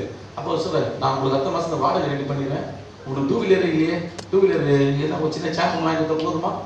சொன்னேன், இயேசுவே என் ஜபங்களுக்கெல்லாம் பதில் வந்து விட்டது, அல்லேலூயா. அப்படியே மகிழ்ச்சி துள்ளுது அப்படியே எனக்கு. ஓகே எல்லாம் சொல்லிட்டாரு. ஓகே சொன்ன பார்த்தேன், செம்ம ஆண்டவரே, நல்லவர் ஆண்டவரே. ஆண்டு பார்த்து என்னடா பொறுமையா இருக்கு, அவசரம் பண்றாரு அப்படின்னு அவர் நினைச்சுக்கிறாரு. ஆனா எனக்கு என்னதான் சரி வந்தார். அப்புறம் பார்த்தா ஒரு பேக் ஒன்று கையில கொடுத்தாரு. கொடுத்த உடனே என்னடா இது பேக் கொடுக்குறாரு, இதை படிக்க அப்படின்னாரு. 2வது ரூபா இதை படிக்கன்னாரு. எனக்கு புக்கு பிடிக்கும், ரொம்ப பிடிக்கும். உடனே சரி சொல்லிட்டு வாங்கி வச்சு நான் அப்போ சொன்னேன், இந்த புக்கெல்லாம் யார் தெரியுமா, உங்களுக்கு எல்லாருக்கும் இன்னும் கூட நான் பேசியிருக்கேன், பல இடத்துல பேசியிருக்கேன் ஹெல்ப் பண்ணுறதுக்கு அப்படின்னாரு. உடனே என்ன இது புக்கு படிக்க சொல்றாரு பார்த்தா வில்லியம் பிரனஹாம் அப்படின்னு சொல்லிட்டு, புரியுதா? அந்த ஆள் என்ன பண்ணாருன்னா, அந்த வில்லியம் பிரனஹாம் என்றவர் வந்து இயேசு எடுத்து வல்லமையா அவர் பயன்படுத்தினார். அவர் வில்லியம் பிரனஹாம் நின்னாவே பின்னாடி மகிமை தெரியும். ஒரு மேகம் அப்படியே பின்னாடி தலைமை பின்னாடி நிற்கும். அந்த அளவுக்கு வல்லமையா கர்த்தர் எடுத்து பயன்படுத்தினார் வில்லியம் பிரனஹாம். கடைசியா வில்லியம் பிரனஹாம் என்ன பண்ணிட்டாருன்னா, நான் தான் இயேசுன்றார். நான் தான் இயேசுன்றார். அவ்வளவுதான் சொல்லி கடைசியில் ஹரே ராம ஹரே கிருஷ்ணாவுல போய் மாட்டிக்கிட்டு, புரியுதா? ஹரே ராமர் தான் இயேசு பிரிய குழம்பு போயிட்டார். போயிட்டு கடைசியில் அப்படி போய் கடைசியில் மனம் திரும்பி அவர் வரும்போது ஒரு ஆக்சிடென்ட்ல கூடாயிட்டார். அப்படி அவருடைய புஸ்தகங்கள் தான் இன்னைக்கு 7ஆம் தூதன் அப்படின்னு சொல்லிட்டு என்ன பண்ணுன்னா எல்லா இடத்துல அச்சடிக்கப்பட்டு இப்படி வருது. தெரிஞ்சு வச்சுங்க விசுவாசிகள், புரியுதா? 7th day வில்லியம் பிரனஹாம் ஓடி போயிடுவோம், புரியுதா? நல்ல தீர்க்கதரிசி அவர் தான் 7வது தூதன் அப்படின்னு சொல்றாரு. 7ஆம் தூதனா நம்ம வரவே கிடையாது, வந்து முடிச்சிட்டாருட்டாங்க, முடிச்சிட்டாரு அவ்வளவுதான். அப்போ நான் சார் உபதேசம் இப்படி வருது. அப்போ உடனே பார்த்தேன்.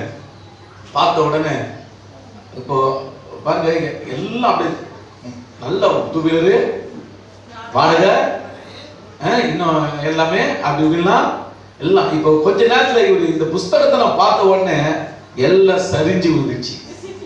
நான் ஆண்டு சொன்னேன், ரொம்ப அழியவே நன்றி. உடனே சொன்னேன், பிரதர் இது தப்பான உபதேசம் அப்படின்னு சொல்லுங்க. யார் சொன்னா அப்படின்னு எழுந்தாரு. வேண்டாம் பிரதர், இனிமேட்டு வராது. ஆமென். என்ன நீங்க இப்படி பண்றீங்க, என்ன அப்படி இப்படின்னு சான்ஸே கிடையாது பிரதர், இது தப்பான உபதேசம். அப்ப நான் உங்களுக்கு வண்டி வாங்கி தரேன், நான் அதெல்லாம் பண்ணேன், என்ன அதெல்லாம் வாடகை அப்படின்னு. நீங்க எதுவுமே வாங்கி தர தேவையில்ல, நாங்க இருக்கிற மாதிரியே இருப்போம். அல்லேலூயா. ஆமா, அதோட போனவர் தான், அதோட வரவே இல்லை. ஆமென் சொல்லுங்க பார்க்கலாம். புரியுதா? ரொம்ப கவனம். அதான் சொல்றேன், பணம் சம்பாதிக்கணும் எவ்வளவு வழிகள் என்ன இருக்குது. ஆனா நல்ல கவனிங்க, உத்தமமா நம்ம இருக்கணும். ஆண்டவர் ஸ்தோத்திரம். ஆமென். எத்தனையோ அரசியல்வாதிகள், புரியுதா? இவ்வளவு அமௌண்ட் கொடுக்குறேன் ஓட்டு போட சொல்லுங்க, எவ்வளவு பேர். நான் தெளிவா சொல்றேன், பிரசங்க இடத்துல நல்மனசாட்சியோட நான் நிக்கணும். என் ஜனங்களையோ நானும் கை நீட்டி ஒரு 10 பைசா உங்ககிட்ட வாங்கிட கூடாது. ஆமென் சொல்லுங்க. புரியுது? எத்தனையோ பேரு நான் பாசிட்டிவ் இருக்கிறீங்க. இல்ல பிரதர், இந்த இடத்துல நிக்க நல்மனசாட்சியோட நான் நிக்கணும். என் மனசாட்சியை சாவடிச்சிட்டு நான் நினைக்க முடியாது, நான் நிக்க முடியாது அந்த இடத்துல. நான் சொல்றது உங்களுக்கு புரியுதுங்களா? அதனால கர்த்தருடைய பிள்ளைகளை நல்ல கவனிங்க. எப்படி வேணாலும் சம்பாதிக்க வழி இருக்குது. ஆனா கர்த்தர் சொல்ற விதத்தின் படிதான் சம்பாதிச்சாதான் நம்ம மனசுக்கு நிம்மதி. இன்னைக்கும் பாருங்க, 4 பிரசங்கம் முடிச்சிட்டு நைட்ல போய் தூங்கினா என்னதான் சொல்லுங்க, தூக்கம் வருதா? தூக்கத்துக்கு ஏந்துக்க வேண்டியதா இருக்கு. தூக்கம் நல்லா வருது. ஆமென். ஆனா என்னதான் ஏந்து கால ஓடுறாங்க, ஓடு ஜபத்துக்கு ஓடு, அதுக்கு ஓடு, இதுக்கு ஓடு, புரியுதா? அப்போ அநேகருக்கு என்னன்னா தூக்கம் வரல, என்ன காரணம்னா பணம், புரியுதா? திடீர்னு சுனாமி வருது, ஐயோ இங்க சேர்த்து வச்சுமே, ஐயோ இங்க சேர்த்து வச்சுமே, எதை நீ வாங்குவ? அது வாரத்துக்குள்ள வந்துடுது. ஆமென். அது வாரத்துக்குள்ள வருது, பூமி அடிச்சு கபான் வருது, எங்க வீராவை கட்டி வச்சுனுப்ப, ஐயோ ஐயோன்னு, புரியுதா? நான் சொல்றேன், ஒரு லிமிட்டோட வச்சுக்கங்க. மீதி இருக்குதா, ஏழைகளுக்கு தான தர்மம் கொடுங்க. நான் சொல்றது ஆமென் சொல்லுங்க. ஆமென். ஒன்னும் வாரிக்கு போறது கிடையாது. நாம ஆசை நமக்கு வேணாம், ஓரளவு லிமிட், புரியுதா? நல்ல சர்ச்சைக்கு என்ன பண்ணுங்க, இடம் வாங்கி போடுங்க, ஆண்டவருக்காக இது செயல்படுங்க. பரலோகத்துல போனா உங்களுக்கு பெரிய இடம் கொடுப்பாரு. நம்ம சிந்தனை கரெக்டா இருக்கணும். ஆண்டவருக்காக செலவு பண்ணுங்க. ஆமென். ஆண்டவர் நல்ல கணக்கு நமக்கு பரலோகத்துல இருக்குது. இங்க பரிசுல பூமி புழங்கும் போது, சுனாமி வரும்போது, பூச்சிங்க கிச்சிங்க இருந்தாலும் எல்லாம் உள்ளதான். நாம அதுவும் போனோம், நம்மளதான் உள்ள போனோம், ஒன்னும் லாபம் கிடையாது. அல்லேலூயா. அதனால அதான் இயேசு சொன்னாரு, உங்களுக்கு பொக்கிஷம் எங்க சேருங்க? கண் திறக்கப்பட்டாலும் எங்க சேர்ப்போம்? பரலோகத்துல சேர்ப்போம். கண்டிப்பா நம்ம செய்யற ஒவ்வொரு ஆண்டவருக்கு கொடுக்கிற ஒவ்வொரு 10 பைசாக்கும் பரலோகத்தில் நமக்கு பொக்கிஷம் இருக்குது. அல்லேலூயா. அதனால இந்த பூமியில நமக்கு பண ஆசை வேண்டாம். அப்படி பணம் இருந்துச்சுன்னா பழுதாபட நம்முடைய வாழ்க்கை அதை சீர்படுத்த தான் இயேசு நமக்கு இந்த உபதேசத்தை தரார்.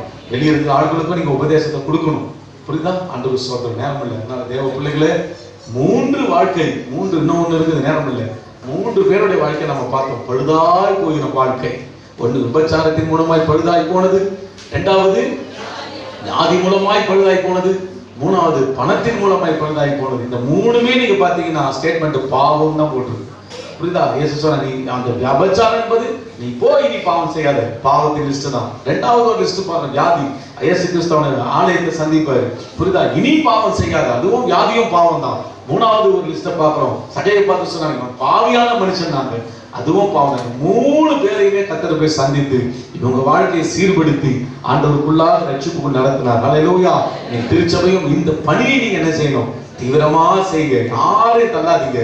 திருவிழா நேரத்தில் நம்ம பாடும்போதெல்லாம் ஒரு பாட்டு, பாவி என்று உன்னை தள்ள மாட்டார், அவளாய் உன்னை அழைக்கிறாரே, தயங்கிடாதே, தாவி ஓடிவா, தந்தை இயேசுவோடு சொந்தம் கொள்ளவா.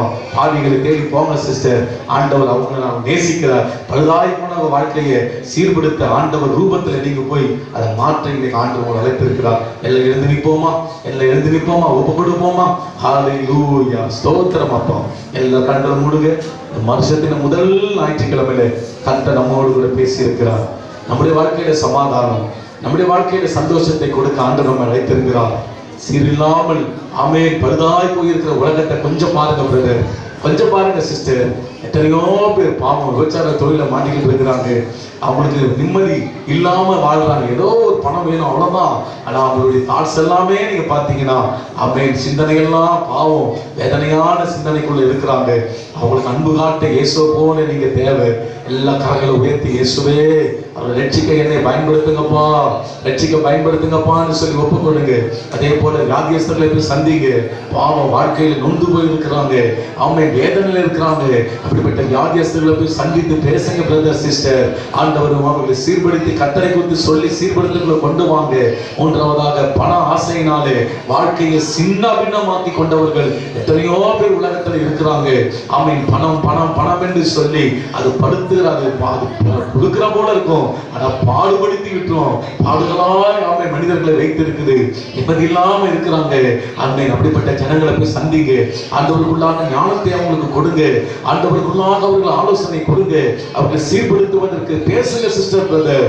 நிச்சயம் ஆண்டவர் உங்களை பயன்படுத்த போகிறார். கரங்களை தட்டி ஆமென் ஆண்டவர்களை ஒப்புக்கொடுங்க, ஒப்புக்கொடுங்க. இயேசுவை போல நீங்கள் நில்லுங்க. இயேசுவின் ஸ்தானத்தில் இயேசுவை போல நீங்க நின்று ஆண்டவருக்குள்ளாக இந்த உலகத்தில் ஊழியம் செய்யுங்க. இவர்கள் எல்லாம் கர்த்தர் நேசிக்கிறார்.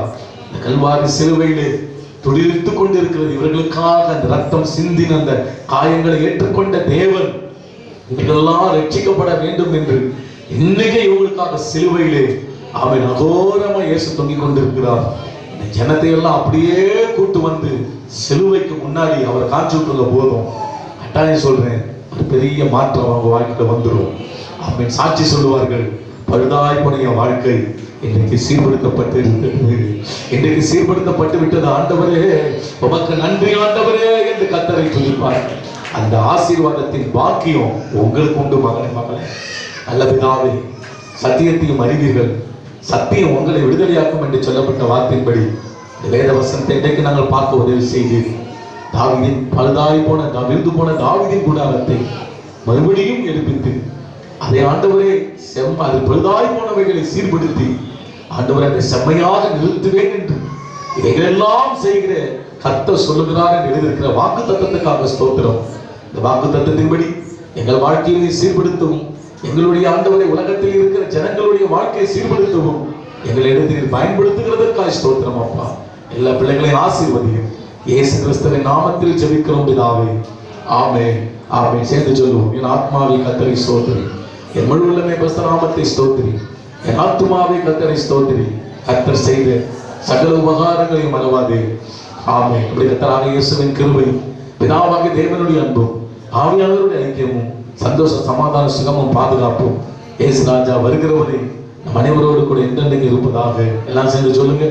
ஆமென், ஆமென். God bless you sisters, God bless you brothers. கர்த்தர் உங்களை ஆசீர்வதிப்பார்.